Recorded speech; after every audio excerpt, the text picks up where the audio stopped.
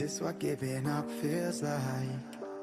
I don't know, I don't know. Tell me, have I lost my mind?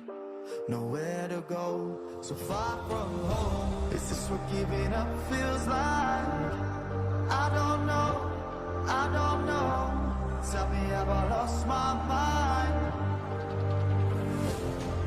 So I break these walls and hold my head up high, and I step my ground until the day I die.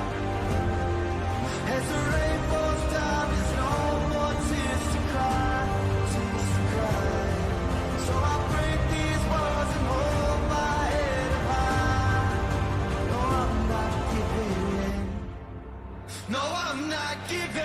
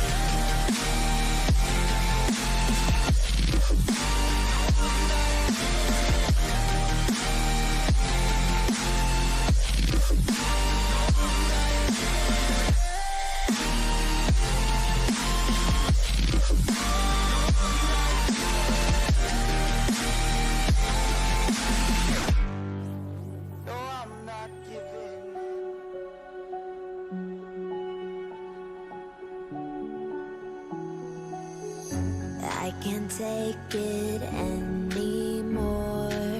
My mind's about to go to war. I need someone to save me from myself, to hear me cry when I call out for help. I blame it on the voices that are in my head, wondering if they'll ever be put to bed. Feels like I am close to reaching my wit's end, holding out, but I'm about to blow it up like a volcano.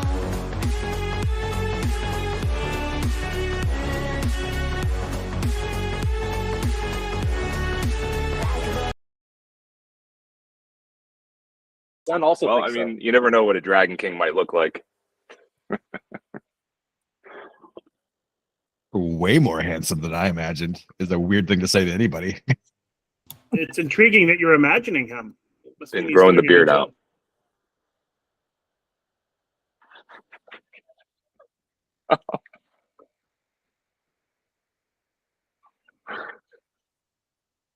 Amazing. So we should probably get going right away then. Hello, everybody on the outside watching in. This is the first time we're doing this, and we're doing this for transparency. And this is not organized for public viewing, but we wanted to do this because we wanted to try it out, and for the actual transparency reasons. So I hope you enjoy it, and I hope you enjoy the recording. And I guess we can kick this off. It's not in the agenda, but it should be in every single agenda. That I want to remind you why you're all here. go over the mission once again. We are building a blockchain that closely follows the Satoshi vision of fair distribution, decentralization, what blockchain is actually supposed to be, but on the platform level rather than just on the cryptocurrency level. What this means is that you all are actually governors. You all have control of this more so than what the core team does. The core team does not have voting power. This is your chain. This is the people watching this video's chain. This is the community's chain. And we want to really kind of just really drive this home and really need you to embody that this is yours. Your decision matters. If you are frustrated with something, speak up, make a change, do something. Because this is your chain. This is not our chain. This is your chain. So once again, thank you so much for being here. Thank you so much for being part of this. And thank you for wanting to actually change the world, because we will. It's going to take some time. We're going to mess up. We're going to make mistakes. We're going to learn from those mistakes and then just do better the next time. Which brings us to this, even doing this live streaming, the entire governance meeting. People will be able to see what we say live. Lean into it. Don't be scared of it. This is new. I think the reason why I believe in this radical transparency is because I believe this humanizes it, and it allows for people to see why decisions are made, why things are made, and it allows them to see what the mistakes that we made are and why we got there. So that's okay, and it's actually not. It's better than okay. It's good. So I just want to kind of lead with that. This is your chain. Do not forget it. I'm gonna go ahead and just start with the. Actually, where's Shanti at? Is Shanti here? Or is she's off today? She's on a plane, Chris, on the way to a I wedding. thought so. So that's why I'm talking without her leading this. But just going by the agenda. Big things coming soon before the next meeting. We are going to start the incentivized testnet. Are you guys jazzed?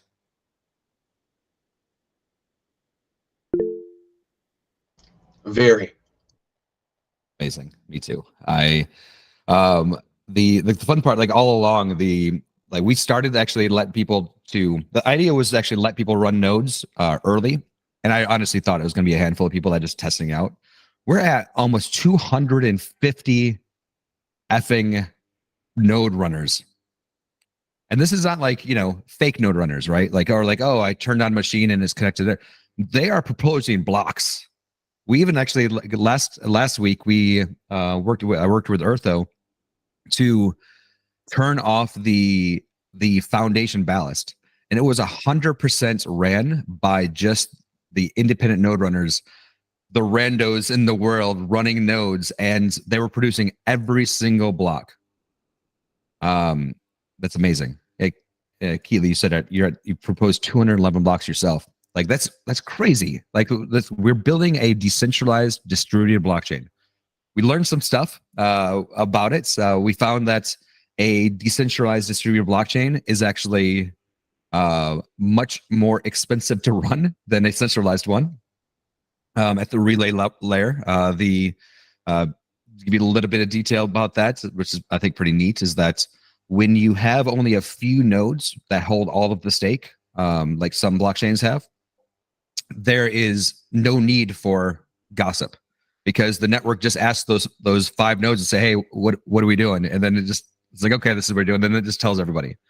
But when you're running where we have, 250 nodes and all of them are producing blocks, they all have to talk to each other. They all have to agree. And the amount of network traffic goes through the roof. And I am reminded daily by the people currently running the relays that our current plan was not sustainable for the testnet. So one of the things that's I'm kicking off today is I'm in the process of writing a proposal to now incentivize more relay node runners, because right now there's actually only one person running most of the relays. And I was hoping that was going to be good enough for the test net, because I wanted to actually focus more on the participation node stuff, but it looks like no, we can't do that, and we need to get the proposal done. So I wrote up the first draft, sent it over to Benny. Benny will take a look at it, and we'll send it over to Eartho and D13 and everything to actually take a look at, and then we will submit it for you guys to say approve if you guys want to actually incentivize relay nodes, which I strongly recommend you do, because they're important. So, but yeah, so testnet is going to start October 2. Now, what to expect? I think what to expect is that it's going to be a shit show.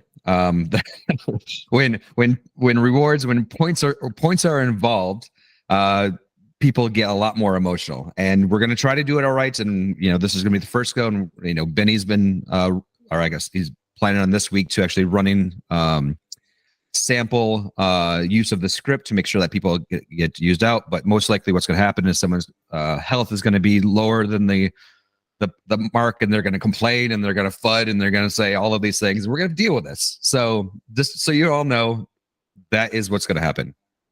Expect that, but hope everything goes perfectly. And I hope everything goes perfectly, and that's what we're going to strive for. But one of the things that we are going to have to deal with and be ready for is bad actors. People coming in, trying to actually game the system, figure that all out, and go from there. So one of the things that I wanted to make clear from the very beginning, this is not all of the games in the testnet are not a rules as written game, or so that's for people that like to game the system. If they come in and say, "Ooh, I think I found a loophole," and you find a loophole, and it defeats the purpose of the game in the first place, you're not going to get your reward. So any user, any person that wants to game the system, reach out, be public about it. Say, hey, I want to do this thing. Is this going to work? And that is a much better way to fix it out. And heck, maybe if you find an exploit or find a loophole, there could be incentive there for you. Like, hey, thanks for actually not taking advantage of this exploit. And here's an extra whatever from my. So one of the things that's the foundation, the core team is actually talking about is that we're all participating in the actual testnet. We are running nodes. We're all probably going to be running relay nodes as well. We haven't actually made this official yet, but I know for myself, and it probably will be official, is that we can't actually take any of the we can't participate in the actual winnings of the game. We will participate in it, and we will accrue the points, but we won't be eligible to win anything. So what I'm going to be doing is I'm going to be using my points that I'm going to accrue to reward people, to do things, to make it rain on people, be like Santa Claus, whatever. Coop, great mention of Voy and my beautiful beard. Here's some Voy high fives.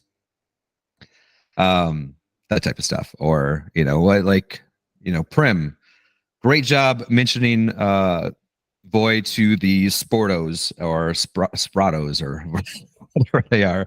Great job, thanks for that. Here's some personal word for me. Types of things like, I want this to be fun.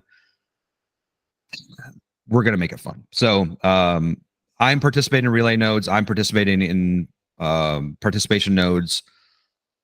I'll probably be participating in the token wars. But at the same time, Bitcoin is now old news.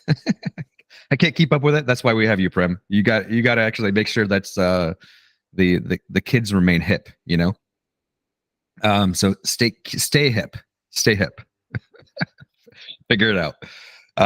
But yeah, so that's kind of what to expect for the testnet. Be jazzed about it. Talk about it. Let people know it's fun. It's a game. As always, as everybody's listening, testnet tokens have no value. Testnet tokens is a score for the overall testnet game. You want to score a high score. At the end of testnet, when mainnet launches, there will be new entities, new governance committees that decide what to do with that score. And we can't speak for that because we are not that committee. We are not that entity. But that is how this works. Testnet is a game. You are competing with the score, and the score is represented by Void testnet tokens. This is not on the agenda, but I'm going to jump in and use my remaining 4 minutes to kind of talk about this. But the reason why we talk about this is because we need to decide this soon. Is the idea of, do we split the currency in, or the token, the score, into 2 different types of scores? The VOI native, and then the not VOI, I think we were calling it.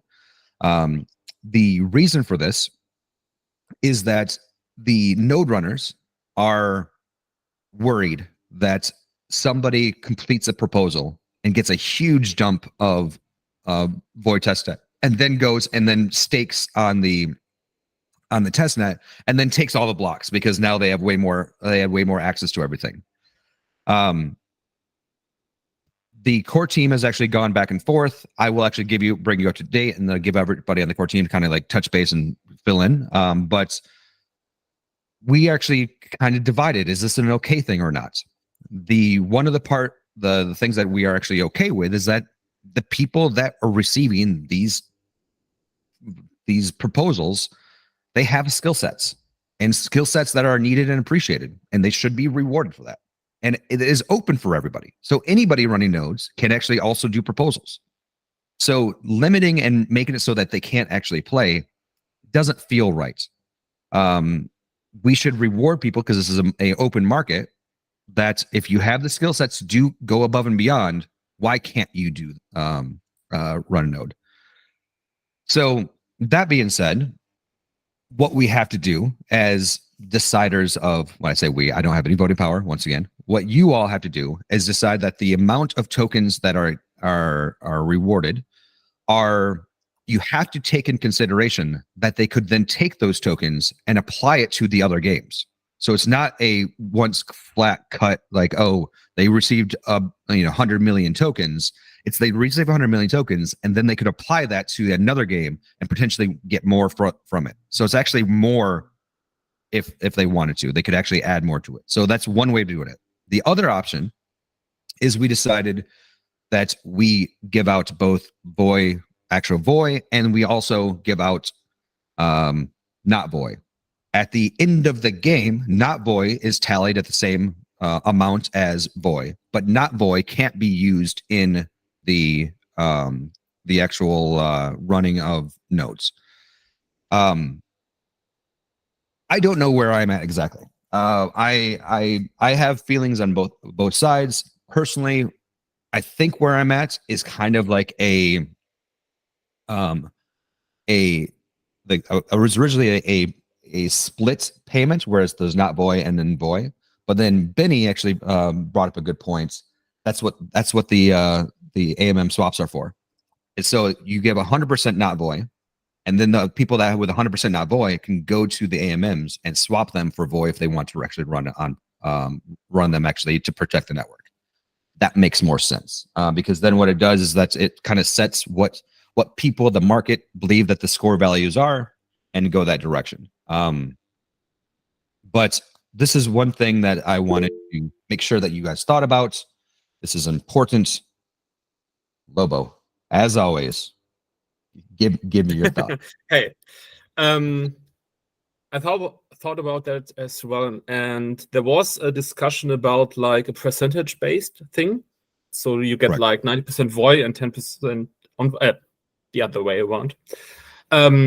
Maybe we could do like you get as much VOI as the average node runner that started like on October 2nd, and the rest in envoy.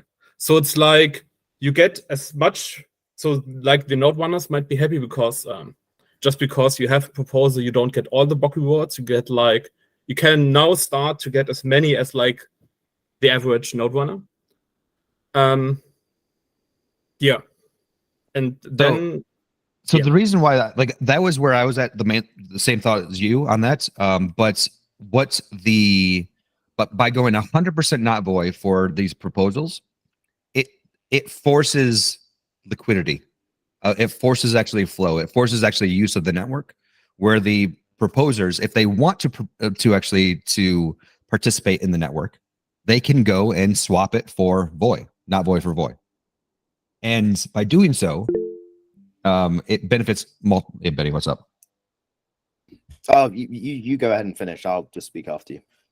Yeah, so it just benefits the overall network to have that liquidity of scoring points, and I like it better. And because at the same time that now the node runners, they actually I think feel a little bit more special, because like they are the only ones to actually get the actual void, or maybe we decide there's a couple places to get the real void, and they would then participate, and they're like, okay, well, I think I could actually give up a little bit here because of XYZ, and maybe I believe that my testnet void is actually worth 1.5 of not void, and I think that it creates games, and it creates a more fluidity. Like people will feel differently.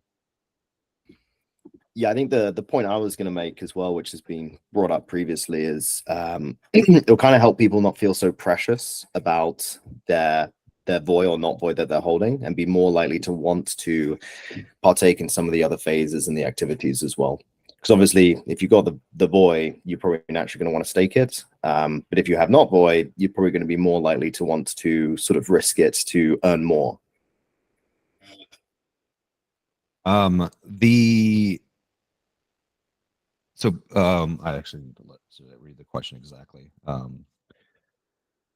Who had the question? It was Mariano. So wrapping is always going to be available, no unwrapping. I would say it goes a bit forward. There is actually no wrapping or unwrapping. It's literally you have the testnet void and you have the VSA not void. We need a better name for that, by the way. I don't want to call it not void. But you have two, and they at the end of the testnet game, they both have a score value of 1-1.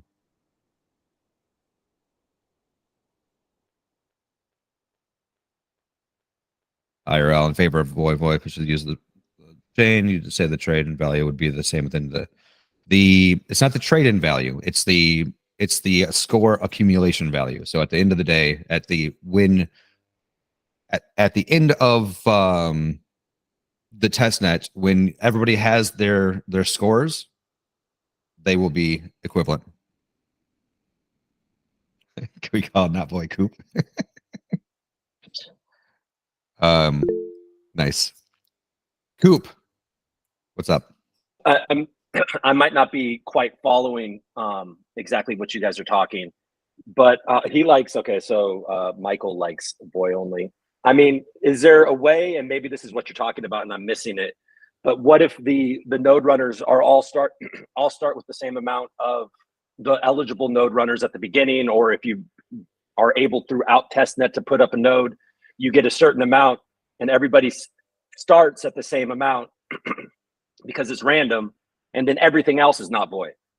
And so it's just, there's a random game happening where people are accumulating block rewards, but that's the only real void that happens. And then everything else with all the token wars and everything is a token that you can't bring over to. That's exactly what we're saying. Oh, okay, cool. Yeah, I like that idea. And then, but you could trade void for not void. Right, and it'll be very expensive at that point, which Maybe. is fine. Yeah. Because I mean, this is why I think that I like it, is because everybody will have a different value in their mind for void to not void, because they're like, oh, well, if I do the math, carry the one, the amount of void that I could earn by having void is this much, and not void should have this type. Like, you see what I'm saying? Like, the people are gonna bust out spreadsheets, and that's what I like.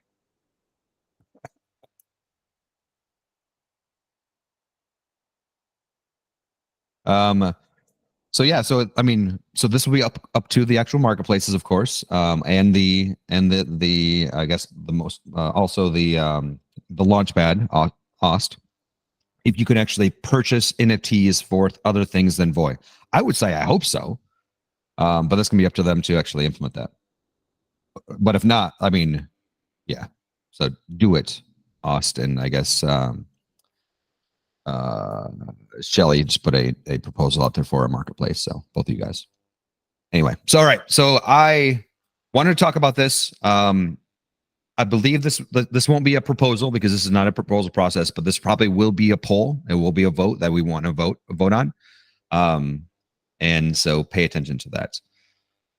Now I will pass over to Benny.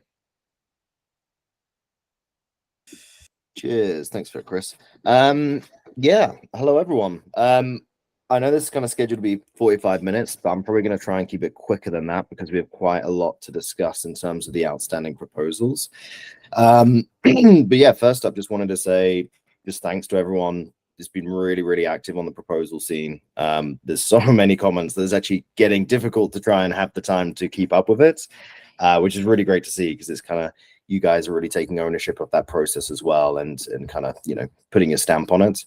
So yeah, just really wanted to say thanks for that. And mainly just want to go through some housekeeping right now. I think it's already kind of been addressed, but just bear in mind, obviously there's the process document you can always refer to, whether it's through the evaluations or submitting of bounties or proposals. But if you are submitting a proposal, just bear in mind that you do need to also submit it on the Discord as well under the forum, just so that it's, you know, open and public for people to comment there too. And that's kind of it on that front, really. But it does give me great pleasure to introduce Scotty, who has been diligently recording everyone's attendance right now. If you want to just step up and say hello, Scotty, that'd be great. And Scotty's going to be essentially managing a lot of the admin and the sort of like be a junction point between not only the foundation and the council, but also the community too, and kind of just keep greasing those wheels to keep things smooth. Yep, I'm a fly on the wall here, your new amanuensis.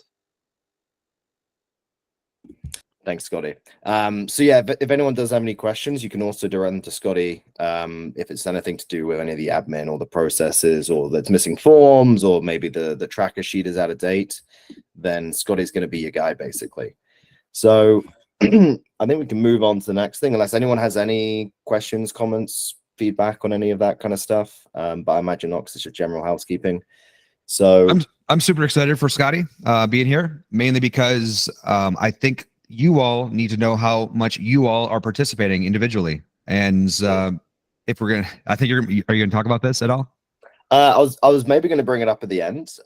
No, let's do it now. It's fine. Okay. So you were calling for comments, Benedict, and I was about to jump in. Are my complaints a rightful thing to talk about right now? Yeah, I reckon so. Yeah, I'd say so. Yeah, go for it, Jay. Okay. So in the agenda that got sent out today, that got sent out for today, there was this thing that was like, you guys are horrible people who have failed us because you did not evaluate things like you were supposed to. And when people tell me that I am a horrible person, I feel really bad. And so I look at my email, and I only got an email one time about evaluating 3 proposals. And now all of a sudden, you know, you're telling me that I beat my wife. And then I go and I find out that there's these, 15 proposals that I had no idea existed because, I'm not cool. You guys are cool. You're on Discord. I have no idea what's happening on Discord. I find it extremely hard to follow. And I'm not going to look at a Google spreadsheet every day to see whether or not some new row got added. Okay. And if that's what you want the process to be, like, I'm just going to tell you I'm going to fail because I'm not going to be able to follow what's happening on Discord, and I'm not going to look at the spreadsheet every day. So what I assumed would happen is we would get an email saying, here are the proposals for next week or for next meeting. Make sure you review them before the next meeting. And that was like my assumption about how it would work. Yeah. No, that makes complete sense, Jay. And it's not even an assumption. That is exactly what I said in the last meeting. So apologies about that, because we should have sent out some emails with all the new proposals. Yeah. And then one little other tiny little thing. I and I put this in my comment on the agenda, it was like, oh, well, some things passed. So you said that like one thing that passed and needs to be assigned was I think the Block Explorer one. I think that was the one that you mentioned. And I'm kind of a stickler for process. So my assumption, again, this is my assumption. My assumption was in between the meetings, we would review all the proposals. And then what it meant for something to pass is that in our meeting, we would say, look, 12 people said yes, one person said no, they're an idiot. We are now going to decide who the reviewer is right now. And so I guess what my point is that I think that what it means to pass is that we assign a reviewer. A proposal has no status whatsoever until we say there is a reviewer, this is it, and that's what it means to pass and move on to the next stage. Yeah. Now, I fully admit that I have not followed every conversation on Discord, so it's possible that you're all like, Jay is such a jerk. We talked about this on Twitter at 3 a.m. on last Saturday. What he's just off in his own little world. But anyways, that's what I assumed the world was. Okay, so that's the little rant. I apologize if I'm a jerk. No, you are a jerk, but that's because I love you and I can say that. That's all bang on. The way that I actually see it is that as much as we can actually yell at you guys for being horrible and that you beat your wives, you can tell us the same thing. We encourage it more so. Yeah.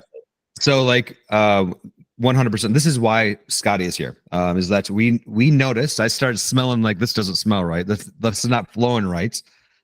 We don't have a bunch of bad people in our governance committee. Why are they not doing something? It's like, oh well, we're probably not doing our job well.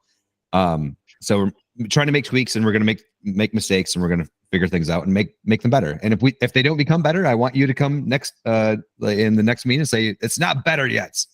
So we won't be able to make everybody happy because that's impossible with 20 plus people, but we're not to that point yet. We're that we need to worry about that. So agree. But this is also the other thing that was missing was that you guys don't have visibility in how everybody else is doing.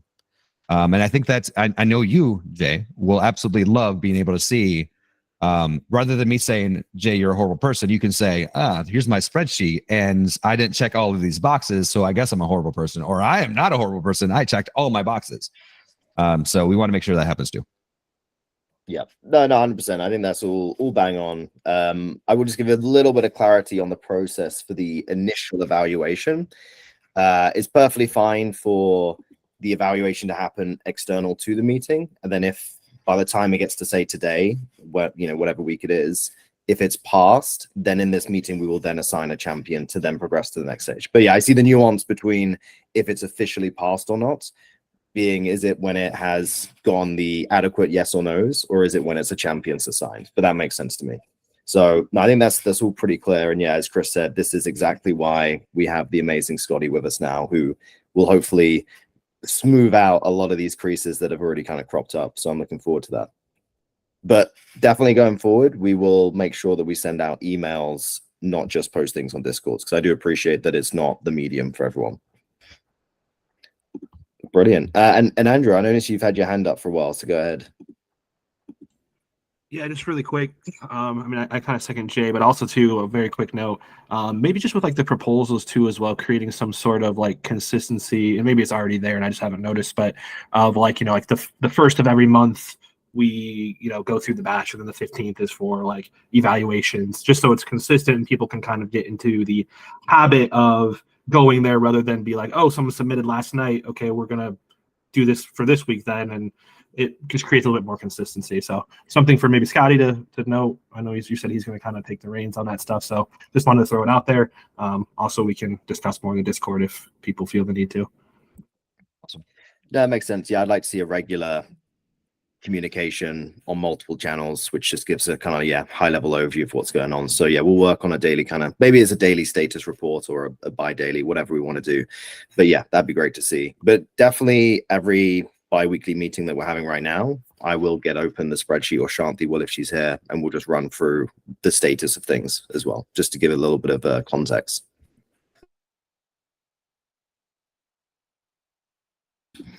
Brilliant. But yeah, if anyone's got any other comments or feedback, then yeah, please do just raise your hand. But otherwise, we'll kind of just get started on the next phase of this sort of stage, which is really just kind of talking about the due diligence expectations. Obviously, I know Zyphoid and Coop are going to be heading up this week's one. They're going to kind of pitch on behalf of the council incentives, but I think it's really up to you guys to come to a conclusion on what exactly you are expecting from the DD process. Obviously, Zyphoid and Coop don't have the benefit of knowing this in advance and kind of going in cold, but I think it'd be very interesting to see what they do come out with, and maybe it might be things that you want to implement into it. So I'm quite excited to see what they're going to do, but definitely do have a think on what you do want the DD process to look like. You know, what are the goals? What are the expectations? And really, off the back of that, it would be great if somebody would be able to volunteer to kind of draft up a document, very similar to what we have with the evaluation process, just so it is written in stone and it's transparent. The community can even comment on it as well, but it's just rigid and it's just a process to be followed. So don't have to volunteer right now. Please feel free to volunteer, but it might be, you know, throughout the course of the meeting, have a think and just see if you do want to do something like that. So that's all that really is. So I don't know if anyone's got anything they want to add on top of that.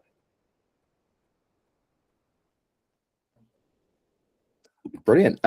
So yeah, next up, kind of touching upon what Jay was talking about anyway, it's just kind of, yeah, the evaluation turnout. Definitely appreciate that we're still kind of like getting into the groove of things. And yeah, there's a little bit of issues around the communication of the actual evaluation forms too. One thing we are going to do is there is this master spreadsheet, which is going to be the sort of single source of truth. And on that's going to record everything and everything that's needed. I do want to get links to all the evaluation forms on there too. So no matter what, you can go there, get the exact snapshot view of where anything is, and click on the necessary links to be able to direct you to the evaluation forms. Obviously, that'll be kind of like replicated on Discord and everywhere else, but that's going to be the single source of truth eventually. So you can see that already. If you do have the agenda open, there's a document there. But within your shared Google Drive, which if you haven't already given me an email, send it to me and I'll be able to add you to the group. But you will have access to this shared drive and it's within one of the subfolders essentially. So have an explore of that drive anyway, and you'll be able to find it. But just treat that as your single source of truth. And it'll enable you to keep track of exactly which ones are in which stage, and you'll be able to see whether or not you have also submitted your evaluation for the proposal. And in that as well, we are going to be recording who has evaluated in a timely manner the different proposals.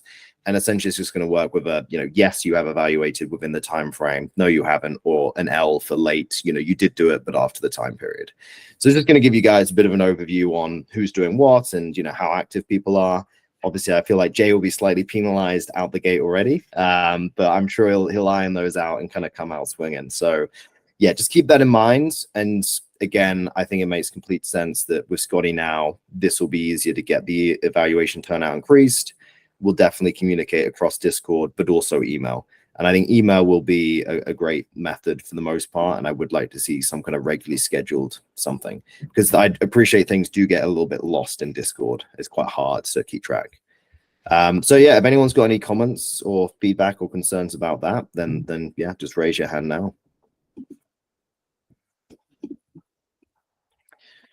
Brilliant. So, oh yeah, go for it, Prim.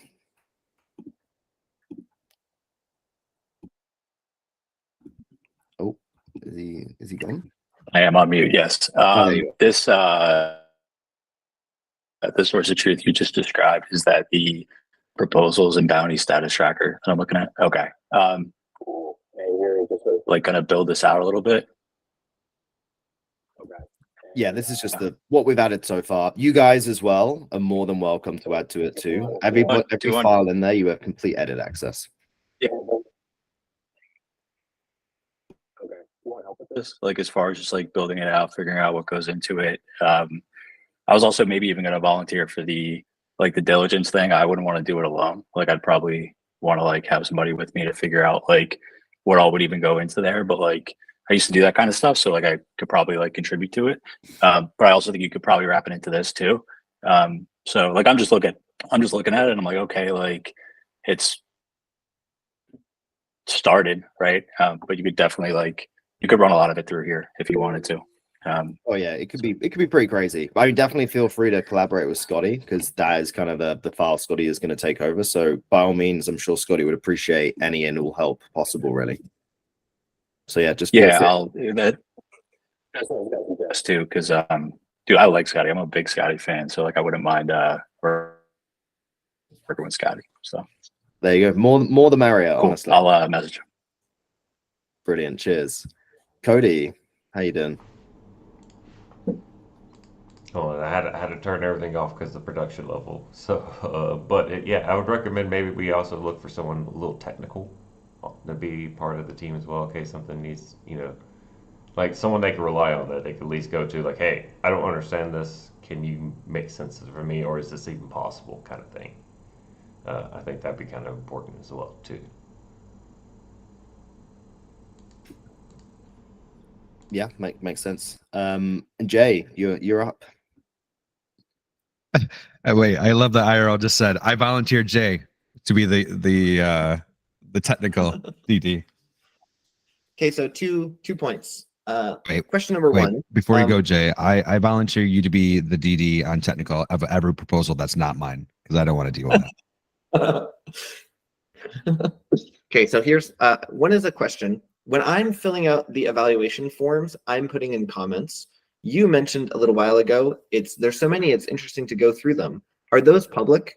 And if they're not public, are they available for us and the governance committee to go see what other people said? My opinion is that presenting those comments will be a major job of the reviewer. I sort of feel like part of their job is to collect what has been said about a proposal already and go into a deeper perspective on it. I feel like when you mentioned this due diligence thing, it was sort of like, well, maybe someone can go write a proposal. I think that we right now should talk for like 5 minutes about what we would even want. We don't want someone to just go off in the wilderness and come back with like, oh, here's what I think due diligence should do. I think we should say, or if you have an opinion about what should be in it.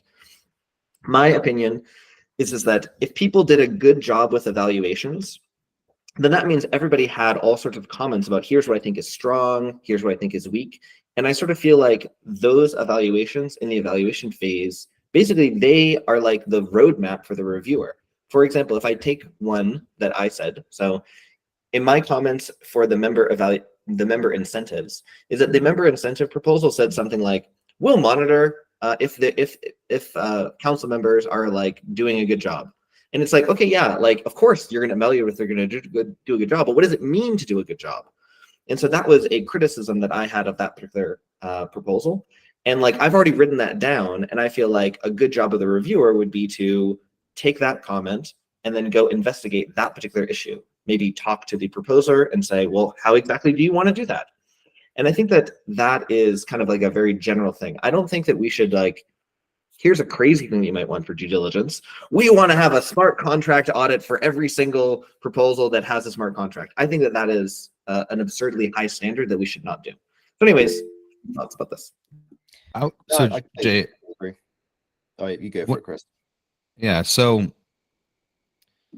I think that also that, and I don't think we actually did this time, like as far as actually the proposer or the reviewer, is that the reviewer's job is not to surprise gotcha on today's meeting. The reviewer is to actually work with the actual writer of the proposer, gather all the information, say these are actually the issues, this is what you need to change, and before the actual meeting have to actually agree that with the proposer that everybody's aligned. And so what the reviewer is doing is that they are now saying, we talked to it, they made all the changes, we're happy, this is where it's aligned, or they didn't agree with where we are at, and F those guys. Because like right now, because like if that didn't happen, the next step would be is like, oh, surprise, now they go back to the proposer and say, hey, these are all the things, or why you didn't do it, can you make these changes? So yeah.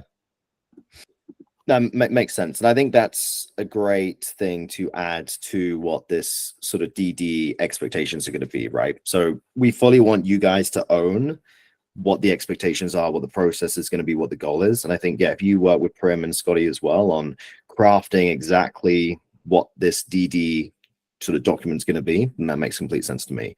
And to your other point of, are the evaluations going to be public? Yes, they are.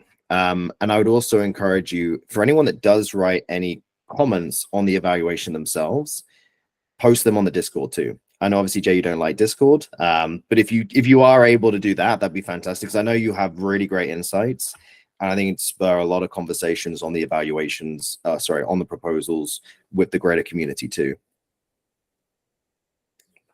If worst case, reach out to someone else to be able to work it out for you. But yeah, I think 100%. If we can get as much on the forum for the greater community to see, that'd be great. But yeah, everything's going to be public, and I think it will be a matter of once the evaluations have closed, we can then publish them. I think Andrew, you were first, right? Yeah, just a quick one, and it's kind of, well, it's around the evaluations, a little bit off topic, but it would be nice if we could have some sort of like confidence indicator or something along those lines, like expertise. The reason I just say that is most of the proposals I've looked through, I felt comfortable evaluating. There's been a couple though, like one in particular was like the node, I don't remember what it was, something with nodes by Ipolika, or however you say it. And in all honesty, I mean, it sounds good, but I don't have the expertise, honestly, to really comment, at least a heavy weight on it. So I think it's just something to take note that, obviously not everyone's going to have the expertise to comment probably as well as some other people. So just having some indicator of how that reviewer actually feels in evaluating it might be good for just the overall data. No, that makes sense. I'm wondering if that would be something to put in the additional comments, just like it might not be on every single proposal that happens, but just like a bit of a caveat. I have filled out this and I've scored it in this way, but these are my sort of this is my confidence level in the evaluation that I've done myself. So then again, it can be public for people to see as well. Cool. And Wilder, how you doing?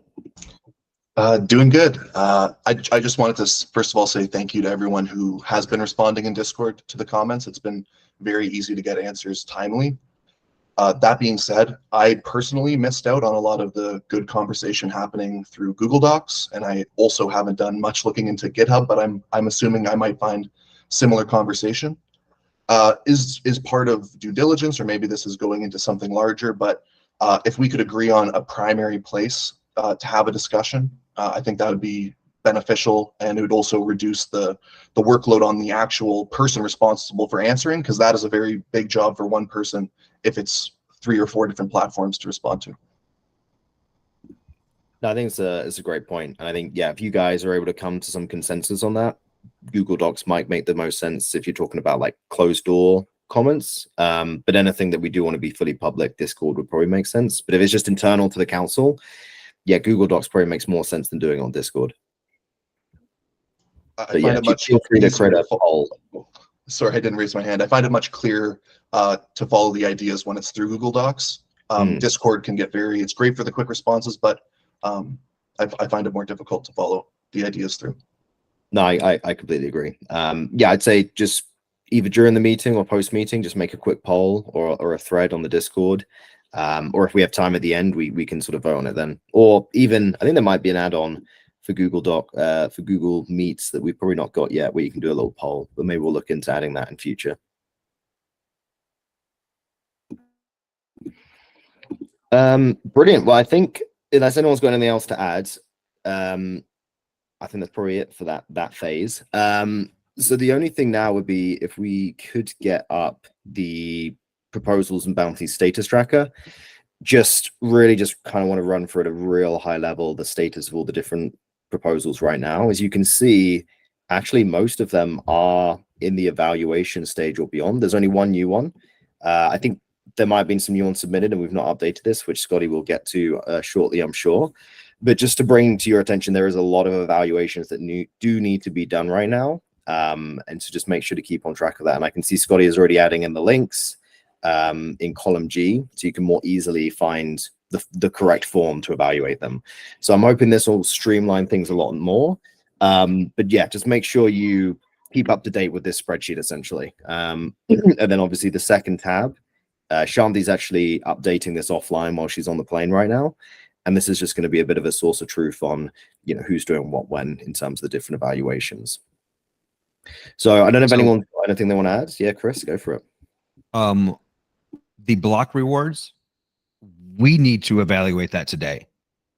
Because the thing is, like, block rewards are going to start being measured on October 2, which is how many days away? 4 days away, 5 days away. So this actually needs to be this is a fast track one, and these are going to happen. And we talked about that. We need a fast track proposal process that needs to be even faster than what we're already going through the process. And I don't know what the process is, but this is something that does need to go quickly. Yeah, I'd say it's one that we can probably. Are we saying it's going to go through the expedited process? Right. I think that we should take time today and discuss it and assign a champion today, even though you guys didn't actually evaluate, and then just say everybody evaluate it by the end of the day. Because as much as I love process and actually fitting things through, but if process kills momentum, I get really upset. Yeah, I just pasted in the link the process form, and you if you haven't already, you can see the new expedited one, which is what will apply to this one. IRL, go for it. Well, he's decided to say something. I want to just second Chris saying that for this one, I'm his little thing about everyone reviews, everyone evals it by the end of the day, and we assign a due diligence today. I'm fine with that. Yeah, I just thought it would be helpful to go over what the spreadsheet has down for that, because I was not aware that the evaluations had closed for that. I did do my evaluation, but so the evaluations closed 2 days and there was no majority turnout. Is that correct? Correct. Okay, In how fact, many if were you we look short? It was literally not any... anybody. If you look on the other tab, that proposal there was no evaluation forms returned. I don't think that's updated though, because I have filled that one out and That it's can't blank be for me. right. Yeah, Yeah, that Shanti's can't be- updating that right now. Well, has a single source of truth, it needs, especially when addressing it in a meeting, I feel like it should be. Anyways, yeah, I'm in favor of getting this figured out and what to do when something fails to meet the quorum, which I think was a question that I submitted a little bit earlier. But I think we should hammer that out. Absolutely. I would say this is my stance on if it after today, after this current, like, because we talked about like, well, this was a mistake and people won't do this again. But if it does happen again, and if a proposal fails to hit quorum, it gets denied. So if the thing is, and then so if it doesn't actually get quorum and there's not enough actually votes to actually to evaluate it, it doesn't pass. So I'm thinking that I don't see it on here right now, and it might be something that's being updated offline right now, but the close date for evaluations, so that we can see what's closing soon and check the status. Because that 0 is not, I know for a fact I submitted mine, so there is at least one. Yeah.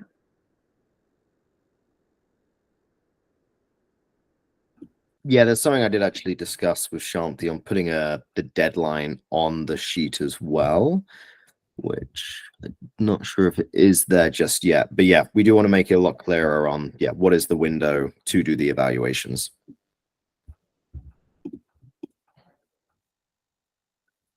Do we know what notes or what comments were submitted on the evaluations that we can maybe review right now to come to a consensus?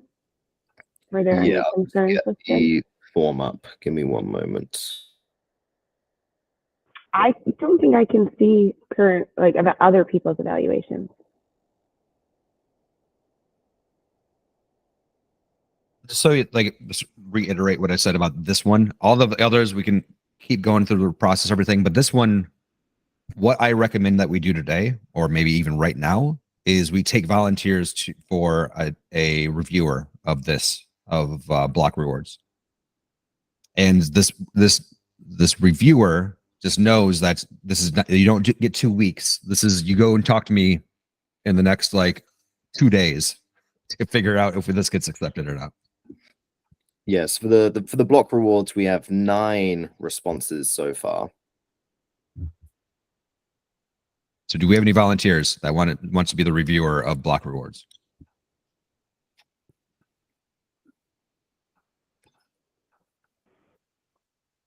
I mean, I'll review it if I need the comments from the evaluation. I mean, so when I by reviewer, we don't call them champions anymore for some reason, but they're called reviewers now. So this means that, like, so that you're gonna have a meeting with me like today or tomorrow to talk about the gear questions asked. I'd recommend more than IRL, like I probably was 2 going to people. say I would love a technical partner to look at this, but I definitely can. There's not much technical to this. It doesn't have to be technical. It's more just like math. Yeah, I will say as well, everyone should be able to go and see the forms as well on the shared drive. But I've just put a link to the results of the block rewards in the channel. Lobo, why are you volunteering for, like, it's pretty much an all math thing? I have to grade exams tomorrow. I have no time. Sorry. Okay. I'll volunteer to work with IRL. And you? Okay. Cool. Are we keeping the proposals that didn't pass quorum this week open for another week because none of us really knew? Yeah, well, I think we have to. It would be horrible if we're like, oh, sorry, everybody. Sorry, no block rewards. We're done. Yeah, no, we're just trying to get people into the flow of things still.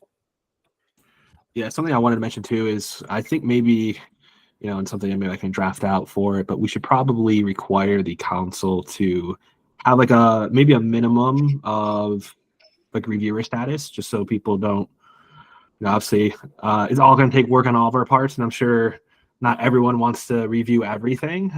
So I think having some sort of minimum for that probably going to be a good idea, but we can see what that'll take a look like. So we need a reviewer for Block Explorer now too. So yeah, we're gonna do assign champions to 2 things today. They're called reviewers now. Okay, reviewers. It's corrected. Just throwing it out there, analysts is also something great. I don't need to we don't need to fight about this, but just been spending a lot of time thinking about this and meditating on it, and I'm just analyst. I'm all right, analyst. It's wow. updated. All right, so all right, you go for it. What's up, Prem?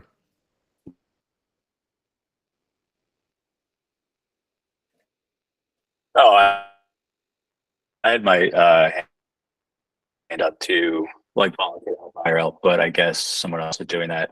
Is Block Explorer is that a separate one? Correct. Yeah, okay. Yes, there's kind of 3 things. I could volunteer to help with that. All right, Block Explorer with Prem. Anybody wants to join Prem with Block Explorer? Shelly, you want to be in on Block Explorer? It's Block Explorer. Yes. Amazing. Make sure you destroy D13. Brilliant. Okay, so we got 2 analysts or reviewers or champions, whatever we want to call it, for Block Explorers. So yeah, we just need 1 or more, whatever we want to call them, for the EXA marketplace support. So if anyone is interested in doing that, then raise your hand. I'm not raising my hand for that. I'm making a comment about something. So if we look at the evaluation completion tracker, Block Explorer has 9 yeses and 0 nos, which makes it seem like there's a lot of support, but there's only 9 reviewers there. And then if we look at the EXA market one, something I find interesting about this is that there are 11 yeses and 11 nos. So in terms of absolute, there's more support for the EXA market system than the Block Explorer. But for the people who have actually reviewed it, they're like basically just split down the middle. Half of people say no, and half of the people says yes. And if we assign someone, we're essentially moving forward, even though half of the group has already said they don't even want to move on. And so I think moving forward for EXA puts EXA in a bad position, because there's all these comments, presumably reasons why people said no, that are telling them we don't even want to continue evaluating you because we think there's something wrong with it.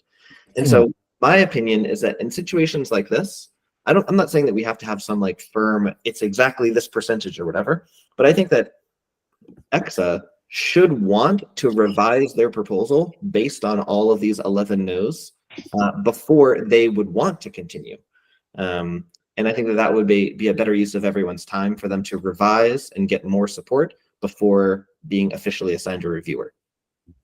And the reason I'm kind of being a stickler about this is that right now, you know, this is really like the first time we're assigning reviewers. And so if the very first time we're assigning reviewers, we're doing it to a proposal that only 9 people said yes to and other people didn't even look at, and in the other case, half say yes and half say no, like we're really setting the precedent for how we approach proposals.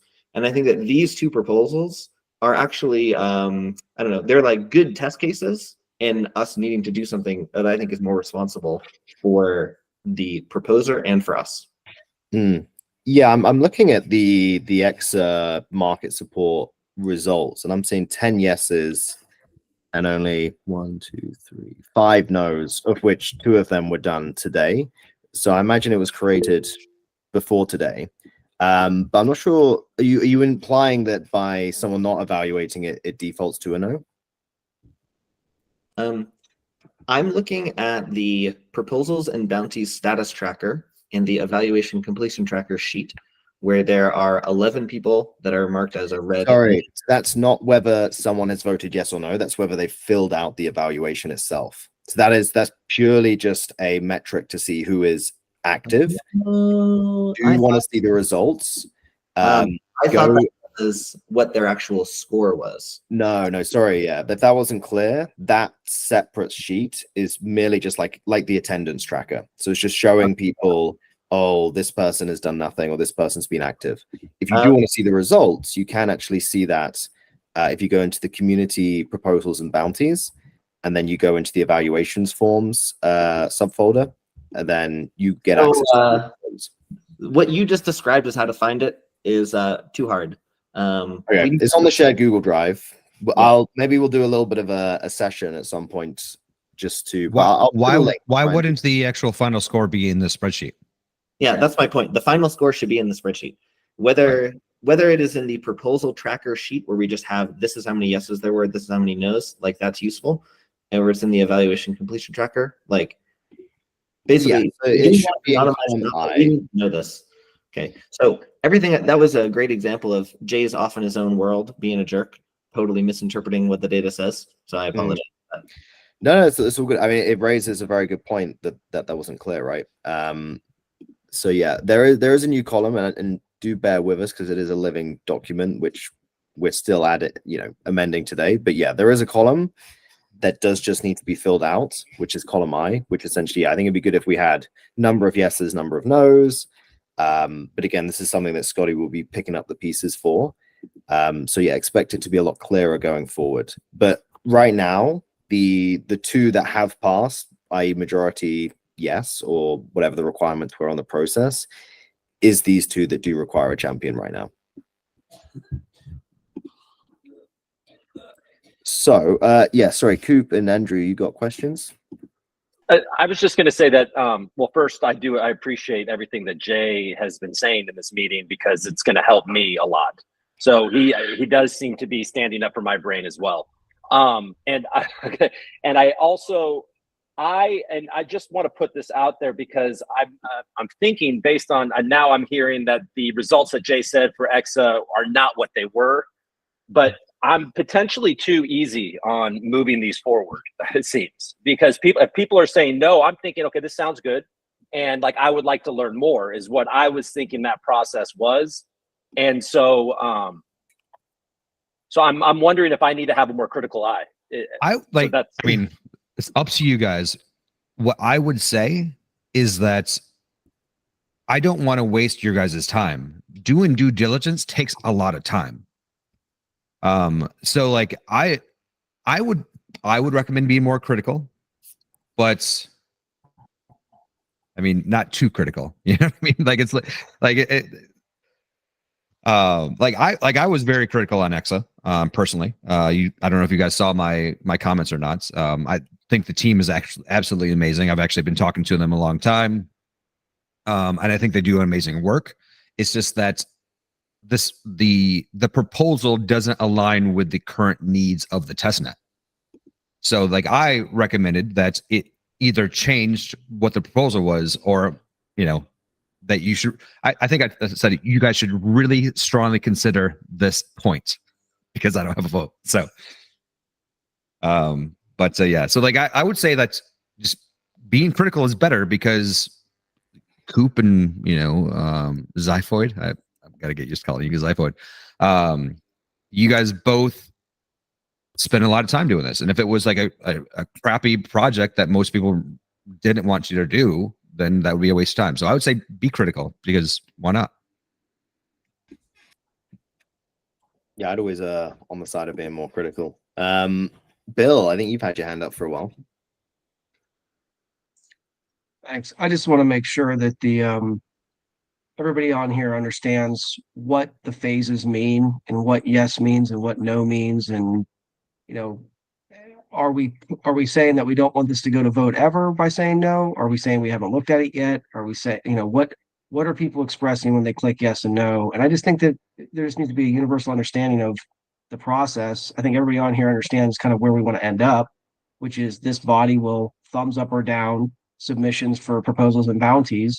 And we just need to have a universal language that we're all speaking, and have tickler systems that advise people as to what they're supposed to look at the next meeting and that sorts of things. So just my 2 cents is we're just kind of sorting out our process, and everybody understand the nomenclature.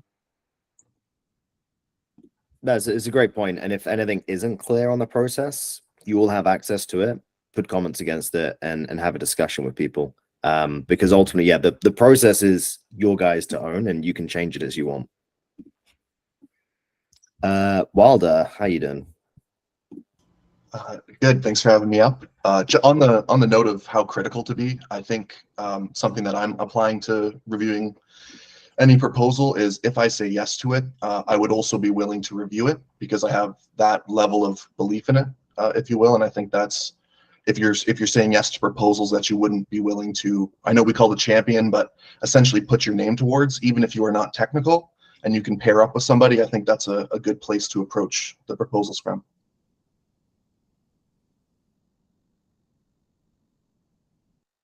Lobo. Makes sense.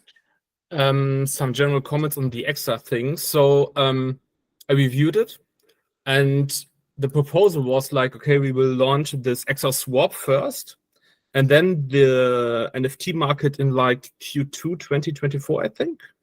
So I was like, okay, that sounds like it will have almost no effect on the testnet. And then, so does it make sense that it's like this way? So I asked Ted, and we had some conversation in Discord, and then we were like, yeah, okay, maybe the proposal has to change to like launch the general NFT market, like on Algorand, and then maybe like a bonus on top if ARC-72, when it's implemented, is added to this NFT market, which then could make sense again, because like, okay, to port the NFT market from Algorand to Envoy could be done quite way quicker than like waiting for ARC-72 to finish and then looking at it and seeing, okay, how can we integrate it and so on. So maybe we should wait a bit to see like what Ted is now saying about this proposal and how he wants to go further with it. So if it's like changed to a NFT market, like on Algorand, without ARC-72, for example, and then a bonus VOI on top if ARC-72 is implemented in the future, and so on. And and I wanted to say about the yes/no thing. So in my opinion, yes means like there might be something I don't like about this proposal But overall, I like it enough. And depending on changes, I might vote yes in the end to approve it. So that's like my take on yes, no. I will tell you what I think yes, no means. For me, yes, no is not a vote about whether or not I think it's a good idea or not. It is a vote about whether or not I think the proposal is complete. So when I look at a proposal, I'm trying to answer the question, do I think that there is enough information here that we could make an intelligent decision on? And that is my main thing. And so a lot of my criticism so far has been about that, where I feel like so many people are being very vague about their proposal, especially with their metrics of success. And that's where I would want to turn it around. If I did have the opportunity to say, if I had to vote now, what would I vote? I would include that as well as an additional thing. And that would be interesting. But right now I'm interpreting it specifically as, should we move forward with reviewing? And I think we should not move forward with reviewing if the reviewer's job is going to be really hard because they got to collect things that should have been in the proposal in the first place.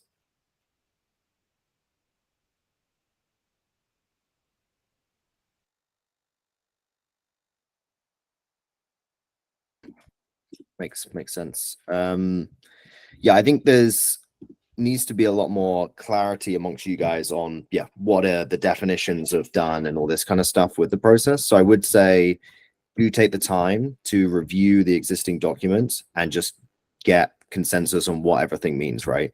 So I do like the fact that with Google Docs, the comment system is really, really robust. And I think it'd be a great place to actually have this discussion as opposed to having it on Discord potentially. And of course, you guys are more than welcome to jump on ad hoc calls as well, do whatever you want, right? How you want to communicate is up to you. But yeah, if you guys are able to come to some kind of conclusion on what you want the processes to be, then that would add a lot more clarity. I want like a reminder here. Like I said at the beginning of the meeting, but as like I think it applies here. This is your meeting. This is your governance committee. These are your processes. We are just the shepherds of these things, and we're giving our opinions. If you don't like them, you change them. Like that's the way I look at it. So just make sure like this is your thing. Yeah, exactly that. Yeah, we've given you a general starting ground, but nothing that we have done is set in stone at all. It's completely up to you guys. So yeah, and I've also put a link into the chat for a DD process document for I think Prim and Jay and Scotty, who are maybe going to take a poke at that. But yeah, I will say get familiar with the file structure more so than anything. So I think a lot of the confusion is coming from people not necessarily knowing where the right things are within the shared Google Drive that you will have access to. So please do just spend some time navigating through it and finding the appropriate files. And if you don't understand it, reach out to me. We can always do a screen share. I can walk you through it as well. Shanti as well, when she's back, will be able to do that too.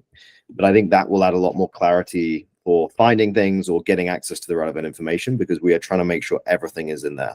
And again, that is yours to own. We've just created this initial structure or framework, and you can move files around, you can change the folders, you can add to it, you can edit, you can do whatever you want to it. So yeah, just feel free to start owning that as well. So with that in mind, I think we still need to decide on who is going to be an analyst or a reviewer for the Exum Marketplace support, given that it did gain enough support to pass. So is there any volunteers for that? Lobo, go ahead. Is that you volunteering or you want to speak?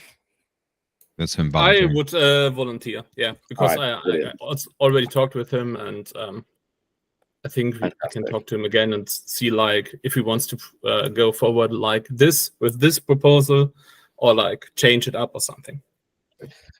Makes sense. All right, brilliant. Thank you for that.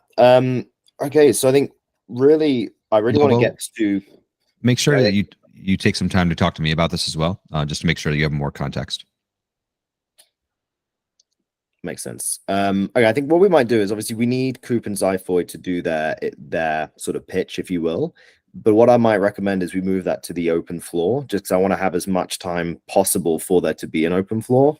So I'm thinking maybe really quickly, Cody, if you could run through in about 5 minutes, if possible, your miscellaneous items, and then that just leaves the rest of the session to just go through this DD pitch and have an open floor for anything else people might want to discuss.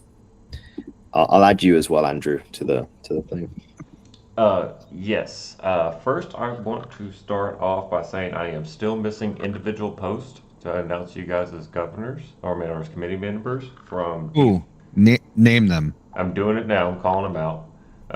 D13, Ebu, Prim, and DeFi Captain. I am still missing all of yours. Just a quick little post. I just want to post your words, not mine, or ours, or so forth. So just if you guys can make a quick little post and let the world know what they want to know about you, do that so I can get those done this week. Another thing is I would really need if one of you guys would be interested to help making of what is Void, just a basic talk to it, let you guys share the world, what is the network, from one of you guys, whether it be Coop or IRL or someone. I kind of need like something where we can kind of share that with someone from the community or one of the governors. So if one of you guys want to step up, kind of have a video kind of braze over the white paper, our plans and our mission and what we're trying to do, that would be amazing. I am not volunteering for that right now. For the record, by putting my hand up, my question is, isn't that a bounty item under your marketing proposal? It is, but those could be different. Like the more videos we have, the better. We can't just have one go-to video. I just want to have one for kind of now. You know what I'm saying? I think what Cody's doing is asking for help. Yes, I am asking for help. Well, I think that I would be happy to clip together some stuff from the Core Foundation. If you guys want to send me some bits of what it means to you, I can clip them together. But, I think I'm the only one who submitted my 2-minute video so far. So, that as well. Let's set the bar too high. We're still missing that as well from everyone except from IRL. If anyone can make a quick little video also on their free time, that would be amazing as well. It doesn't even have to have your face on it. It can just be a voice recording. But just a little heartfelt voice message would be amazing from everyone here. What's the purpose of it? Well, like, where's it going to be shown and displayed? It's just going to be used on Twitter, just like kind of like how we're kind of announcing right now, like here's a message from IRL, here's a message from our committee member Coop, here's a message from Zyphoid, so forth. And, just like it meets like you keep hearing me say this is your chain. Like I want you guys to own this chain. Like why does Void need to succeed? That type of thing is like that's what I want to see from you.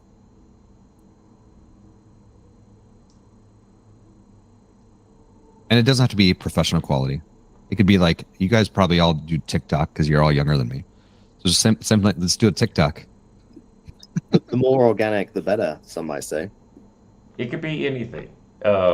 Just some kind of content for us to use and let the world kind of know and hear from, you're all like CEOs, like Chris said, and CEOs all do give messages like that out to every bit of their companies they do. So we have TikTokers, but like Chris says, this is a way for you guys to kind of not only just give a message to the world of why you're doing this. This is important what we're doing here, and all your thoughts and opinions and everything. The more, the better. It's good to show there's just not one face to this thing, but there's many faces to this thing, many voices, and that we're growing every day, and we're evolving, we're adapting strategies, and we're all thinking outside in different ways, and we're not just all one yes men, we want to show how unique we are. And the best way to do that is just a little message from all of you. It brings a personalization to something, and they already hear your voices on here. We're live right now. Hi Mom.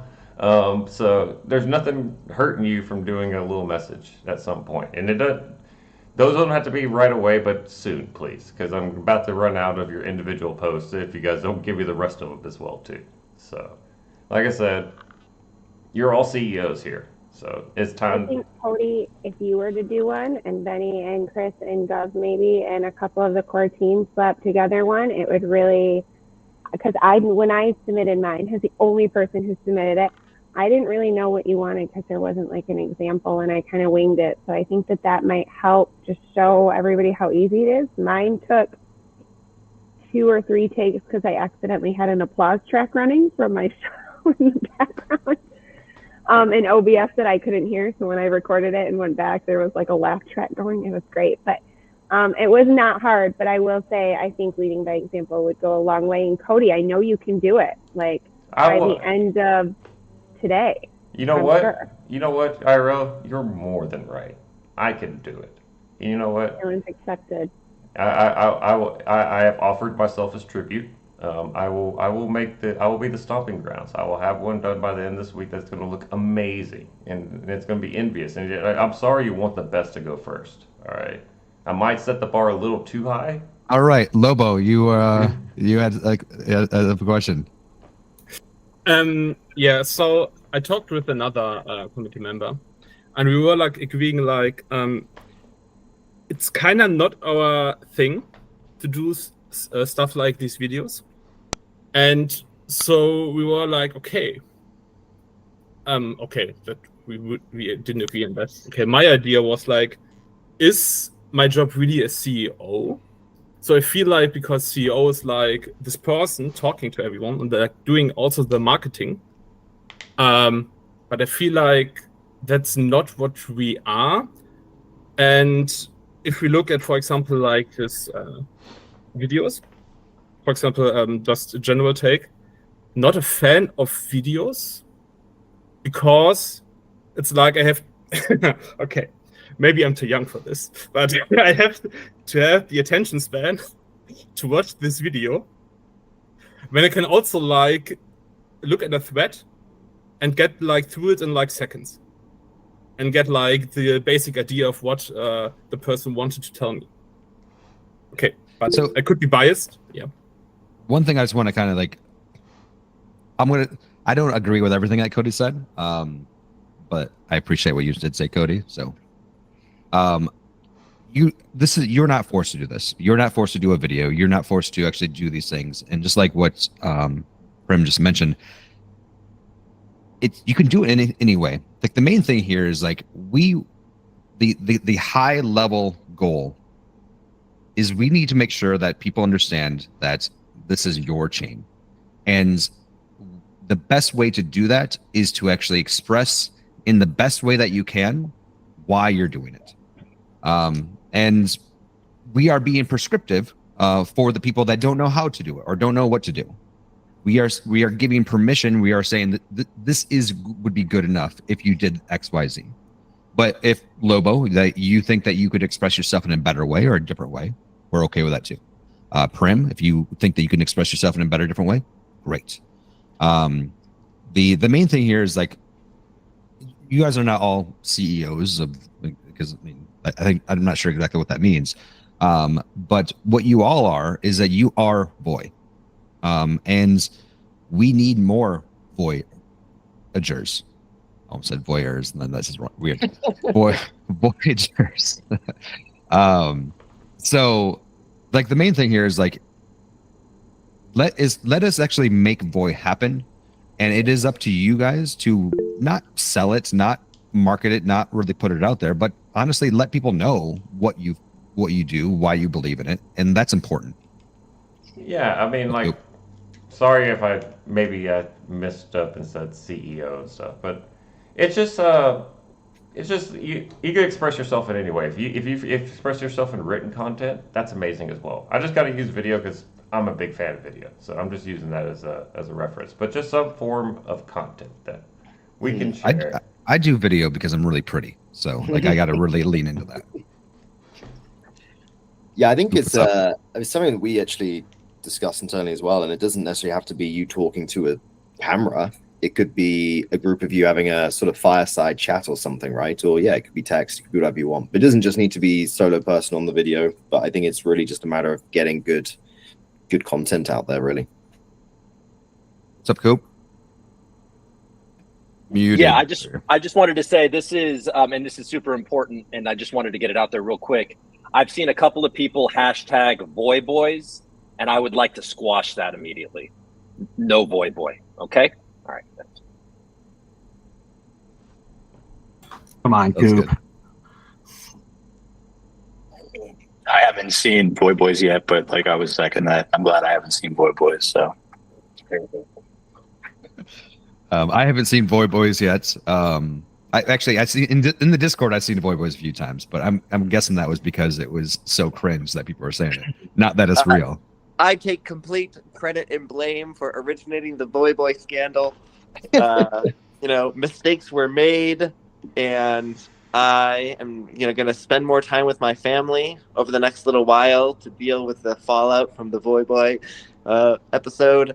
I will never say Voy Boy again after this meeting. I apologize to all of you. I'm expecting a screenshot of iPhone notes to be published there, Jay. Say Voy Boy is like the ultimate FUD name that you can give us. Yeah, I've seen many people using it in a negative way, to be honest. That's what I've seen. But yes, okay, seconded. So then we agreed it's Voy Fam? Is that what we agreed? No. Oh no. I thought you were I serious thought for a that we second, Chris. agreed that we were voyeurs. That's what you said before, Chris. So we're all voyeurs. No, that is not what we are. Voyeur. I like Voyeurs better than Voy Boy. And, Honestly, Voyagers sounds pretty good. Yeah, Voyagers is what let's just stick with Voyagers. That's what we. Big fan of Voyagers. Can't go wrong with that. Voyeurs is horrible, by the way. It's forget horrible. Chris ever said that. We're gonna scrub that from the history of Voy. Right. Well, I'm just conscious of time, so I think it might be a great point for Zyphoid to step up and. I'm jazzed. Let's do this.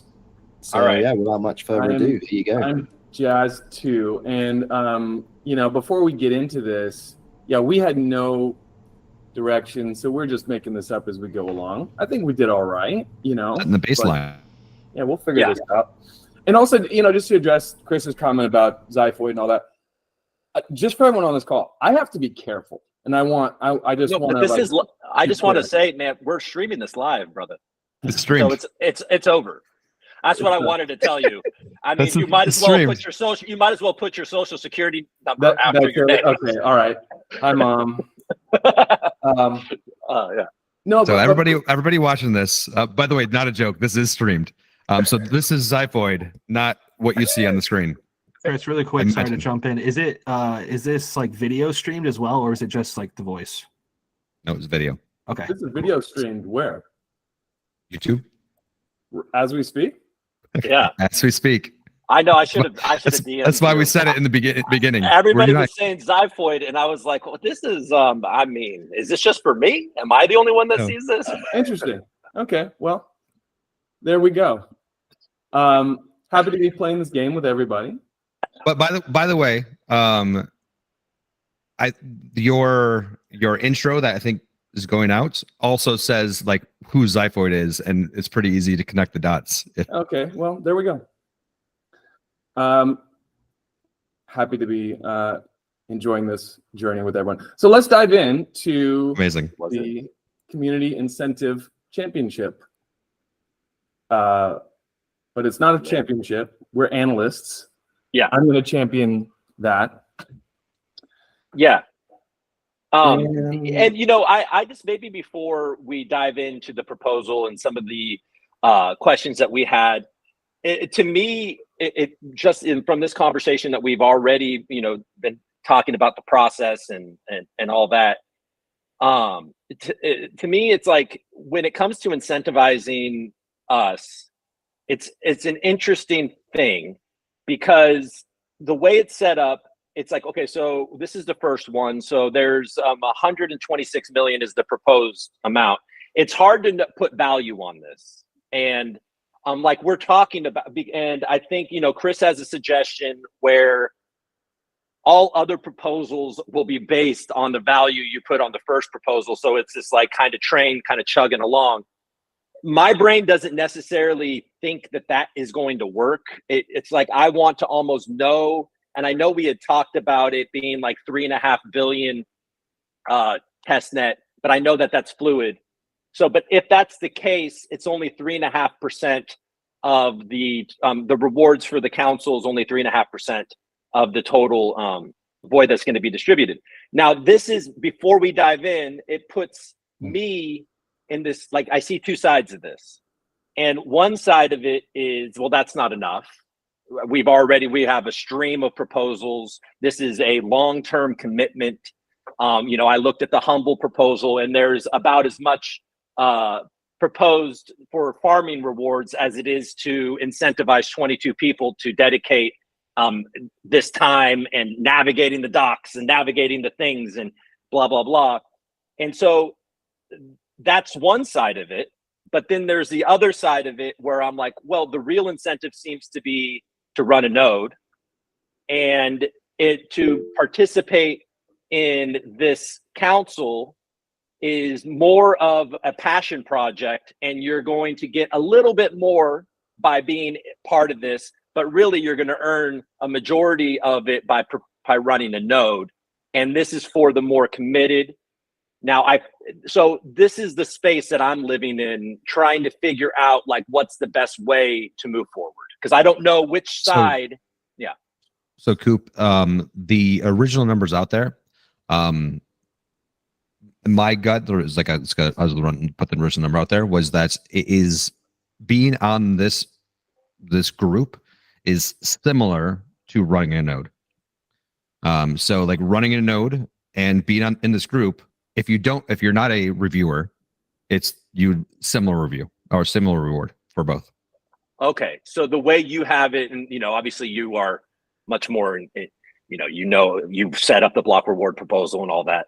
So the way you've done the math and the way you've thought about this is that if you show up every week to this group, you're going to be rewarded the same as somebody that runs a healthy node for the entirety of testnet. And honestly, that was actually before we had 250 node runners. So like that alone has actually been adjusted because like if you look at the block reward proposal, it was actually originally based off of 100 node runners, but now that we have 250, the same amount of rewards are going out, and now they're divided with more people. So as of right now, with that estimation, the governance members would earn a similar amount, or actually double the amount of what a block proposer would.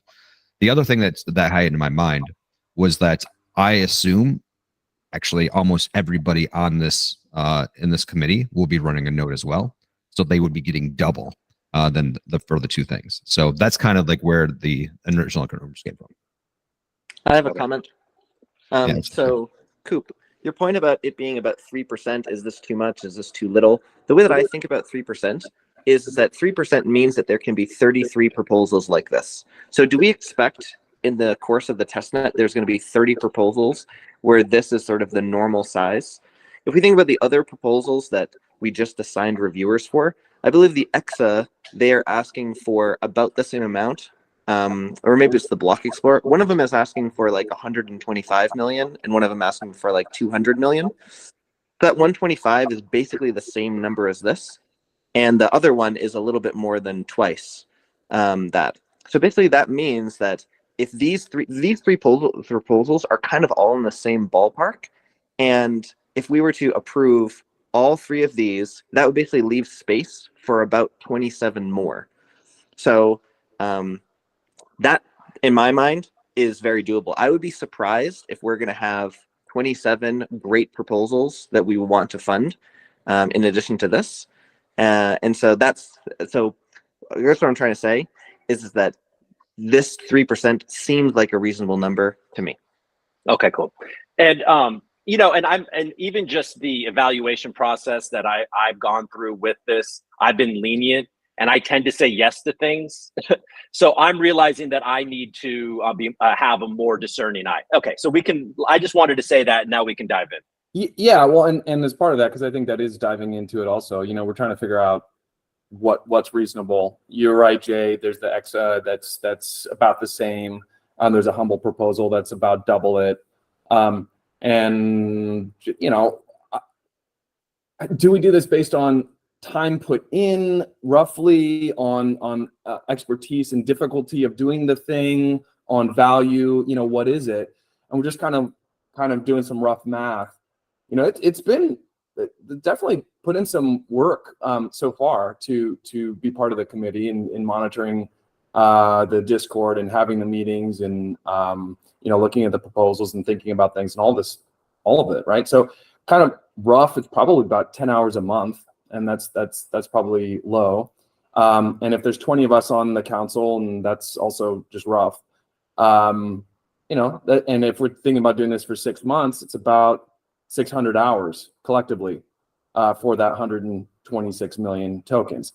Is the EXA proposal the same? You know, for EXA to port it over to Voy, is that 600 hours worth of time? Is Humble doing it? Is that 1,200 hours worth of time? I don't know, right? But I think if this is a benchmark and this is what we're trying to think about, maybe this is how we should think about it. And maybe then the 126 million for the council actually is low when you put it into those kinds of terms.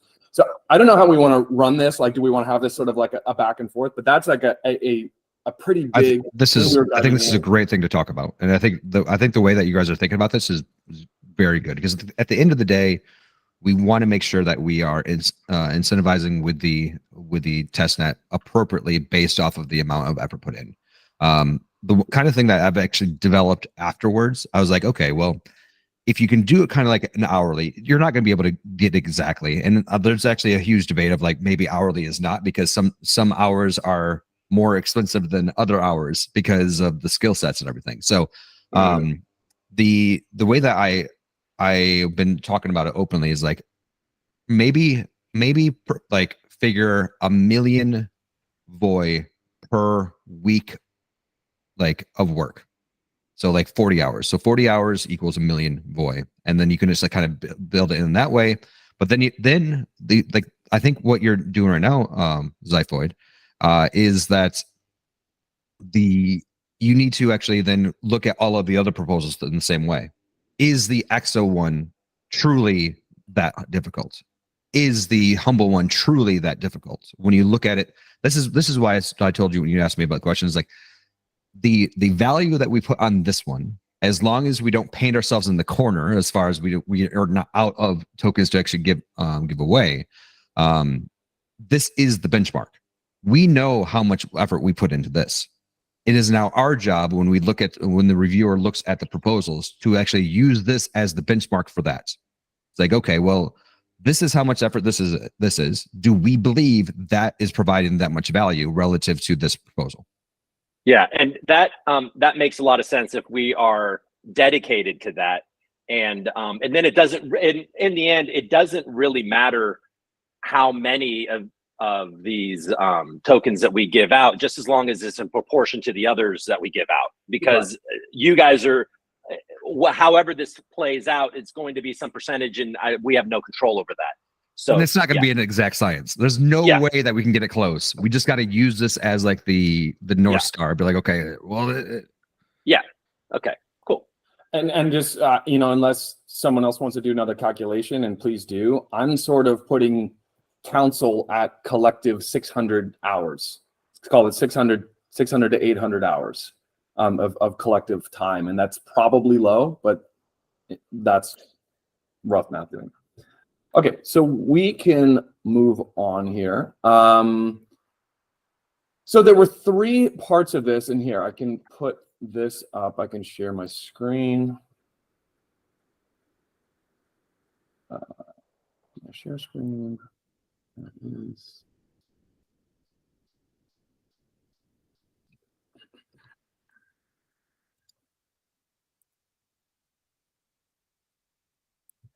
Okay, so there were 3 basic parts of this. There was the attending meetings, champions, which we proposed to change it to analysts, of course.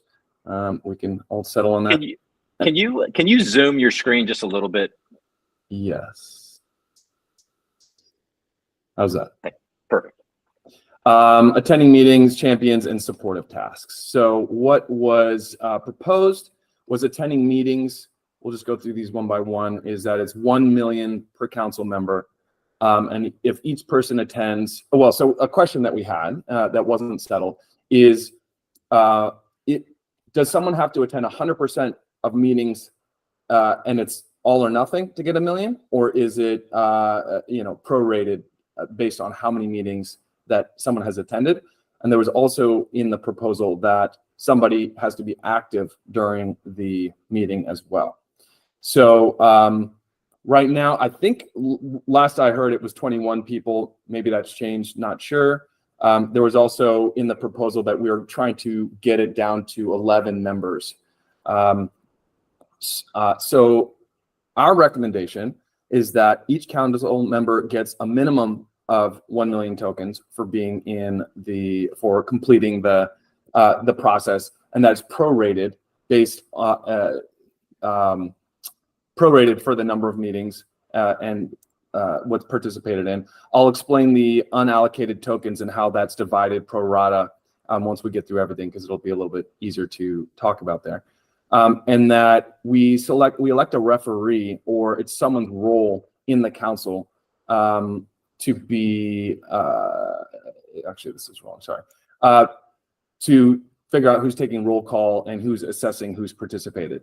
And if that person dings any council member during a meeting, then that must be distributed at in the meeting wrap-up notes, and the member can appeal in the following meeting. So I guess let's just start there for a second, and let's talk about prorated versus all or nothing.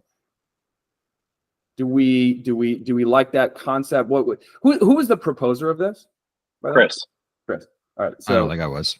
It's Shanti, but she's not here. It wasn't me. I've also added to it, so it can we were all involved, so we can all come out of this. We can all help out. But yeah, so my issue here is this is not fair. Because I'm okay with going through this conversation. Most proposals won't have the actual people in the meeting with us. Right. So what we're doing right now is not fair to any other proposal thing.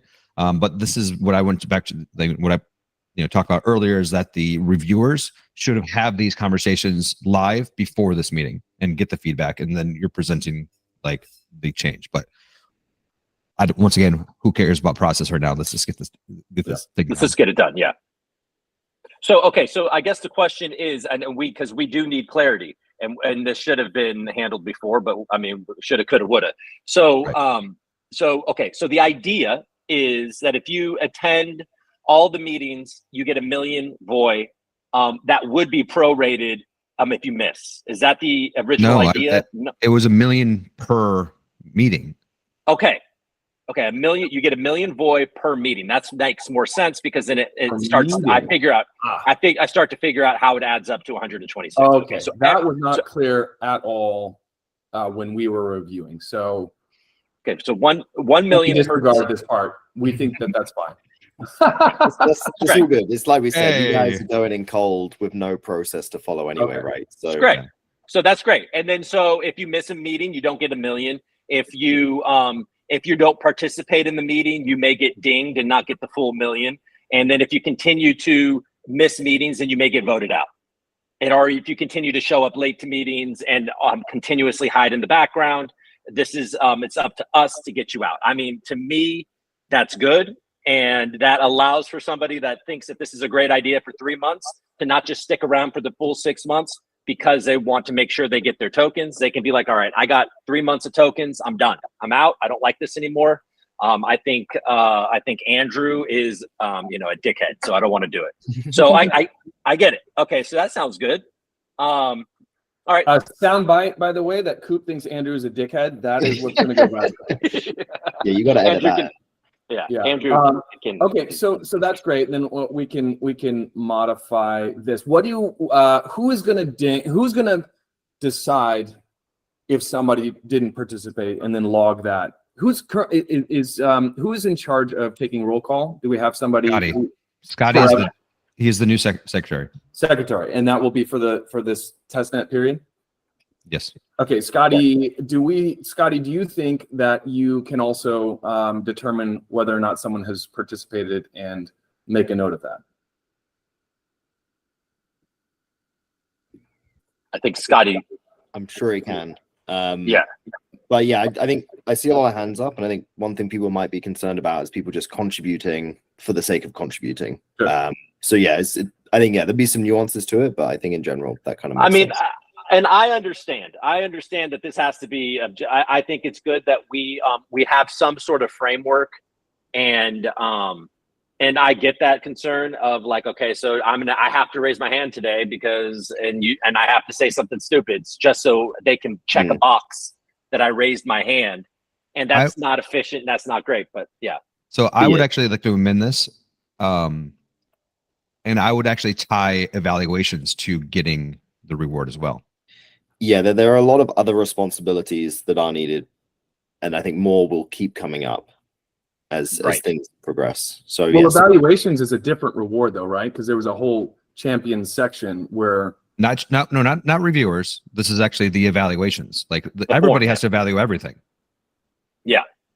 So this is part of and that should be part of it. That to me is more of like, did they participate? Like you don't have to actually talk on this in this call.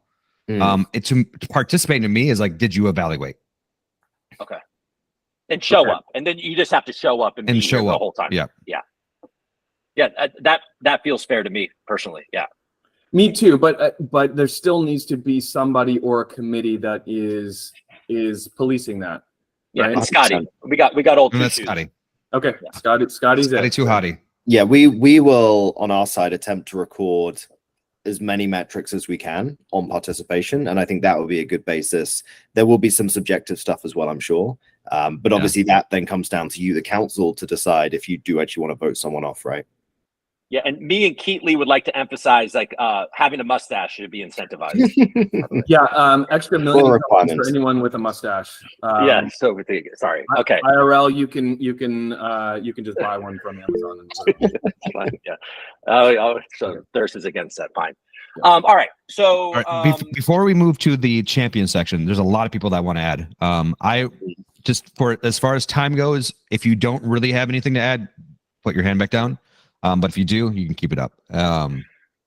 So first to last, Andrew, you're first.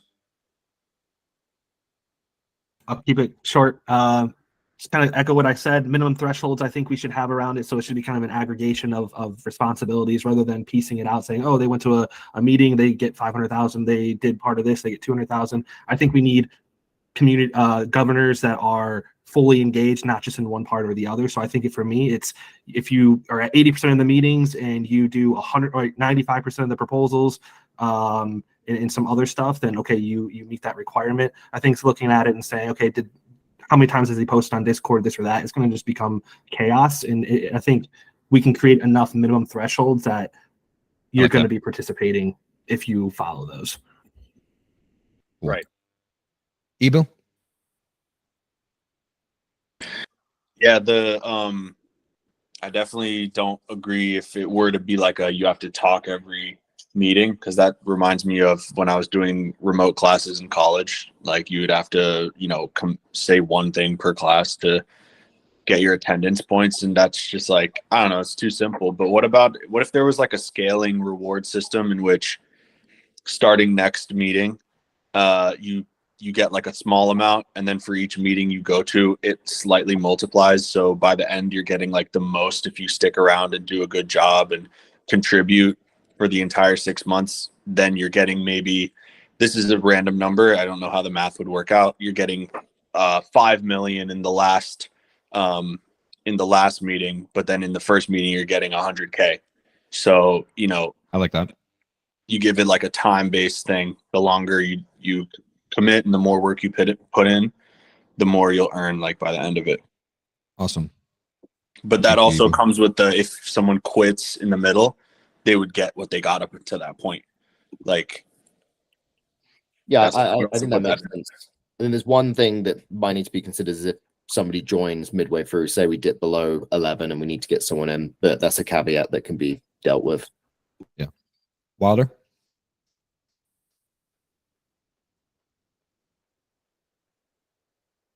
Sorry. When people are, if people are just filling out valuations and showing up to meetings and they're not actually asking their comment and presenting it publicly, I think that's missing the point. So I'd like that to be added, that their participation is public and it's not a closed off participation. All evaluations are already public.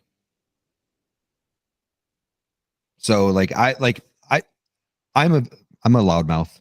I think everybody knows this. I happily talk all the time. Not everybody's that way.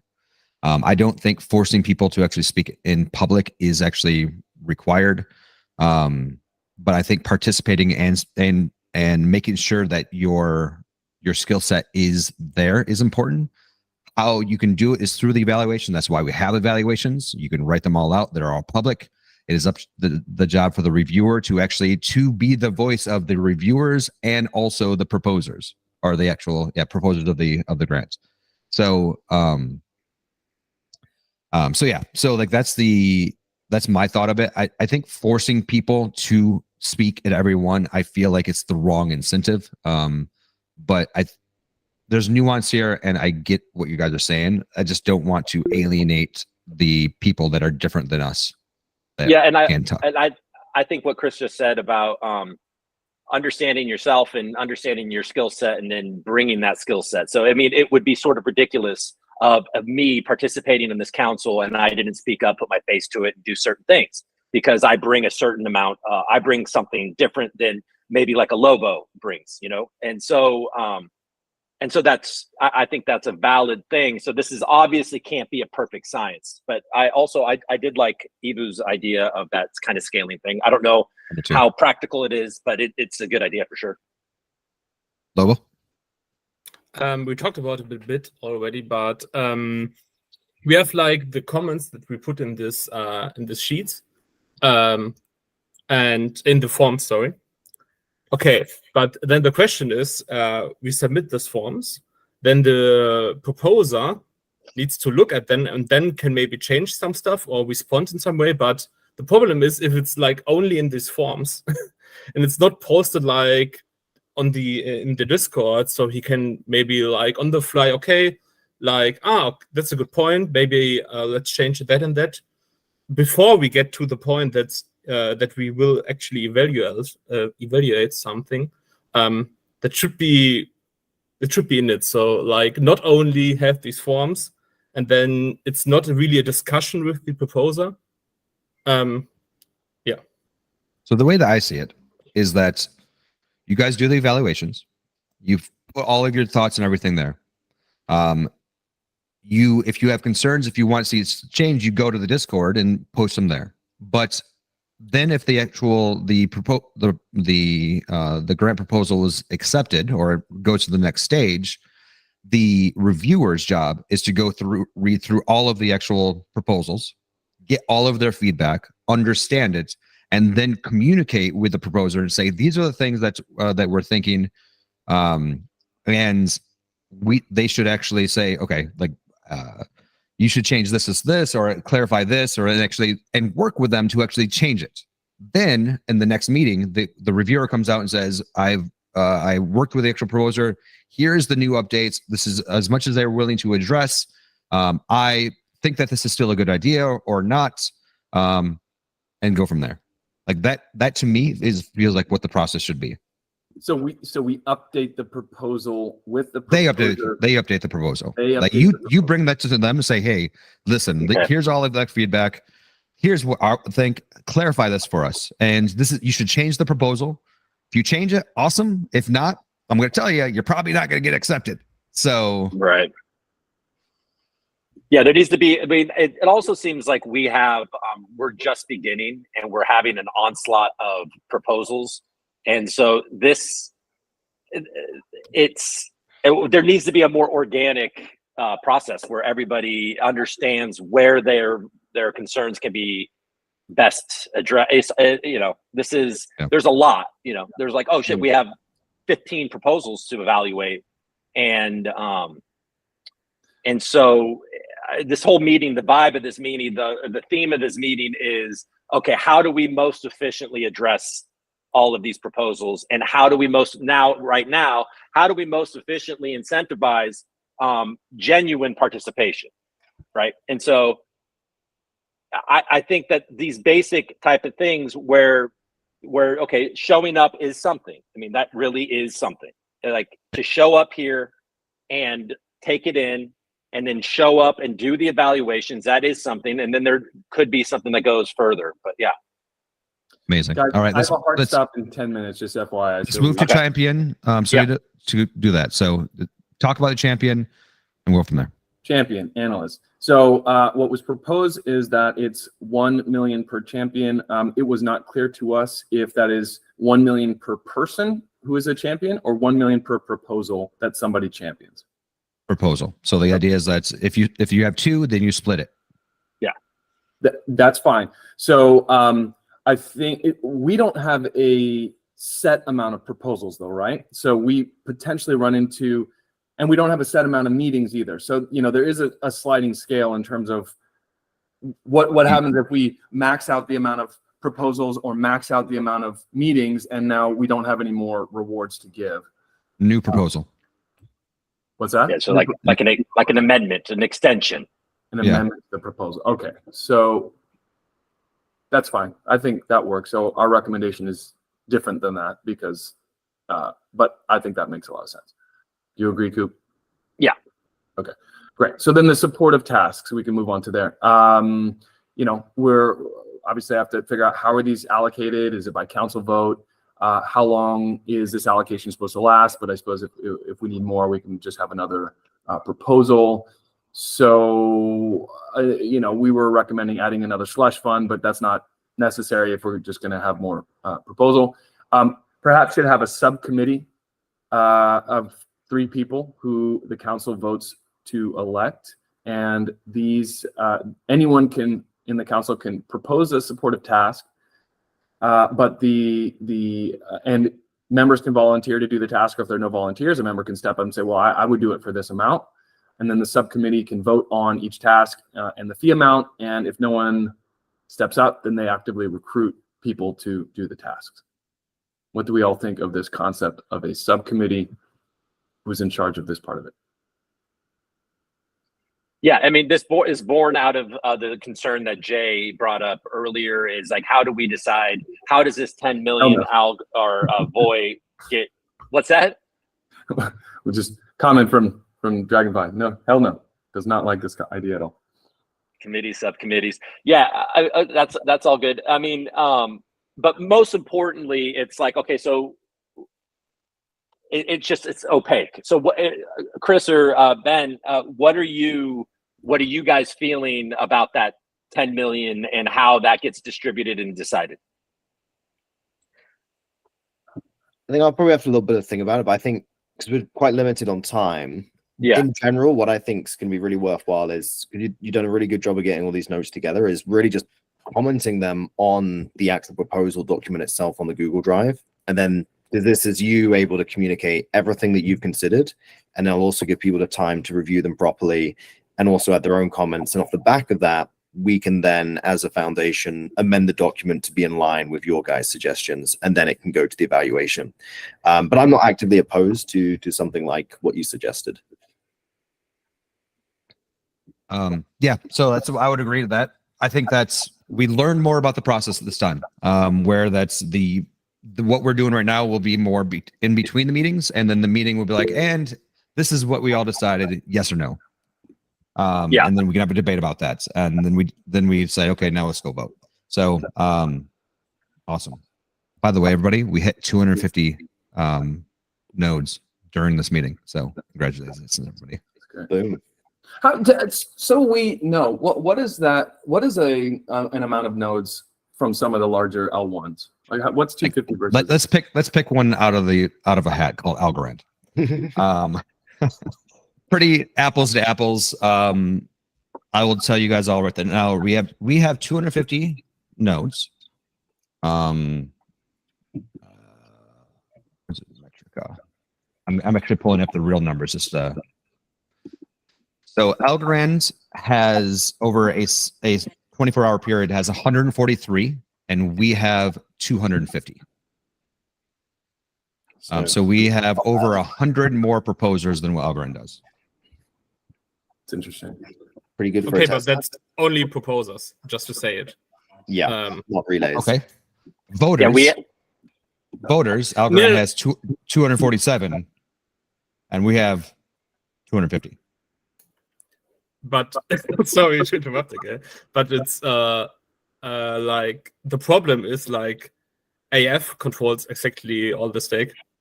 Right. So there are like I think 1,100 nodes or something like on metrics.argument.com or so. But Most of they them don't can't. vote.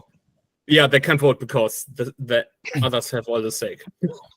Right, I might just have to interrupt us because we only got about 4 minutes, and Algo 101 has had his hand up for a while. So just give him an opportunity to chat. Go for it. 101. Thanks, I appreciate it. Quick question. I have a couple things here, I guess, but there are some bounties that are marked complete, public APIs, one-click node modification, launchpad, etc. We haven't seen those proposals, but we should assume that those amounts, the requested amounts, are what will go to those bounties, correct? So you're talking about bounties that don't have a proposal yet? The bounties that have been marked complete, but we, that was pre this setup, right? So No, so just we are waiting for them to actually do the proposals. There was nothing promised. You guys are deciding. It's just that these people did work before you guys existed. But yes, they will need proposals. In summary, copy. It just the reason I bring it up is we're the 3.6 billion number, right? If we look at those and mark those amounts as something we will need to approve if they've done the work right. We have a bunch open still, but when I look at the open ones, those marked as complete bounties, the other proposals that we have open, we have about 4.1 billion testnet tokens that are being requested right now. So I do think that we just overall need to scrutinize the amounts that we're giving and kind of to the earlier point, scrutinize the yes, no's, maybe even. I know that we can expand that number, but if we're basing it off that number, I think it's good to try to stay there, right? And if we want how much will we have left to add on to a council member's proposal or a marketing proposal if they want to renew it, right? So we're just this is why I said spending it's less. much more important for us to actually use this as the baseline rather than understanding what it is of the overall goal or pie, because we have no idea what the overall pie will be, but we do know what this baseline is. Now, I think I'm hearing Nate do these bounties have a amount of tokens that are accompanying it? Oh yeah. But so that makes it so that's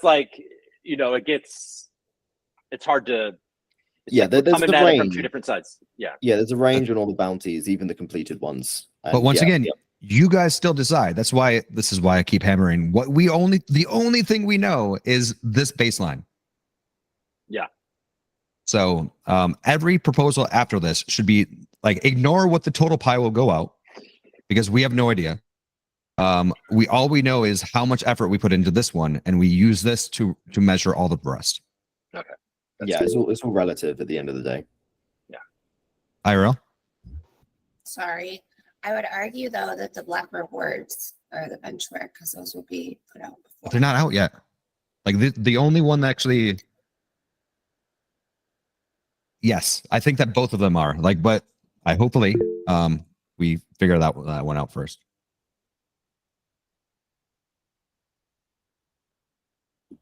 Go for it, Dragon. Hey, so first meeting in the books, first real meeting. A lot of kinks to iron out. I think this meeting can serve as an example, more like a warning. I'm afraid that if we continue to talk about how we might do things in the future so much, we don't have the time to talk about actually doing, not talk, but actually doing things as a group. So that's my concern moving forward. And I've reached out to Prim, I've reached out to Cody. I'll work with anyone. There needs to be more people to set clear expectations, clear next steps from one meeting to the next, especially on the due diligence.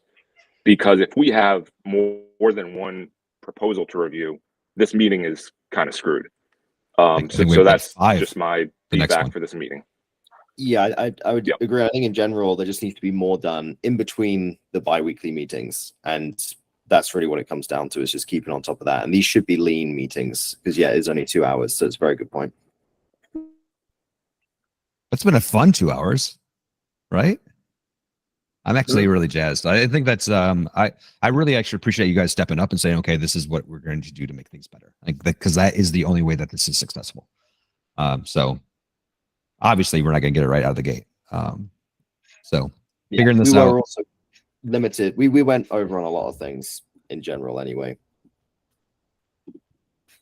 And answer the question. Okay, we're already over, but real quick, if there's actually a need for a slush fund, create a proposal. We don't need to tack on additional things to other things. If we like, it's like the committee should have 10 million algo or void to do whatever you actually want. Let's do that. Yeah. Let's make a new proposal. Right, I'm just conscious of time. So yeah, if Dragon and IRL, if you want to quickly say something. Just real fast. I agree. And as a committee member, I think in the future, I like to see these proposals come to us with some testing, especially on the technical aspects, which is why I did submit that proposal. So it's on everybody's radar for some streamlined OI testnet tokens, because I think it would help has council members to be able to see some actual testing on these proposals so that we're not revisiting them over and over again. So just wanted to throw that out there. Yeah, I agree. Awesome. Well, let's wrap it up. Oh, wait, We're done on time. Michael said, Mike Okay, said Michael. Yeah, and then I need to say What's up, something at the end. No, you're good. I hit the wrong. Okay. Oh. All right, well, I think we can wrap it up there. I'm gonna work with Dragonfly though. So Yeah, should be I'd good. appreciate that. Yeah, so just in summary, Grammy and everyone, the takeaways are really going to be, if you do have capacity or you do want to, some kind of video content for Cody would be great. It doesn't need to be a camera face kind of situation. It could be a group thing, whatever you want. But do definitely keep an eye on the open evaluations. Obviously with Scotty now, who's going to smooth that process out and make things easier. We do want to send out both emails and communicate on Discord. But please do review the existing process documents, like the evaluation ones. It keeps coming up that there's something wrong with the evaluation process, but nobody has commented on the document yet. And it's up to you guys to own that. So yeah, please make sure you do spend the time getting consensus on what you want it to be. All right. Well, thank you all, everybody. I love these because it shows that you care and you're special to me. Thank you. Until Cheers, next guys. time. Have a great couple of weeks. All right. Yeah. See you guys. Thanks.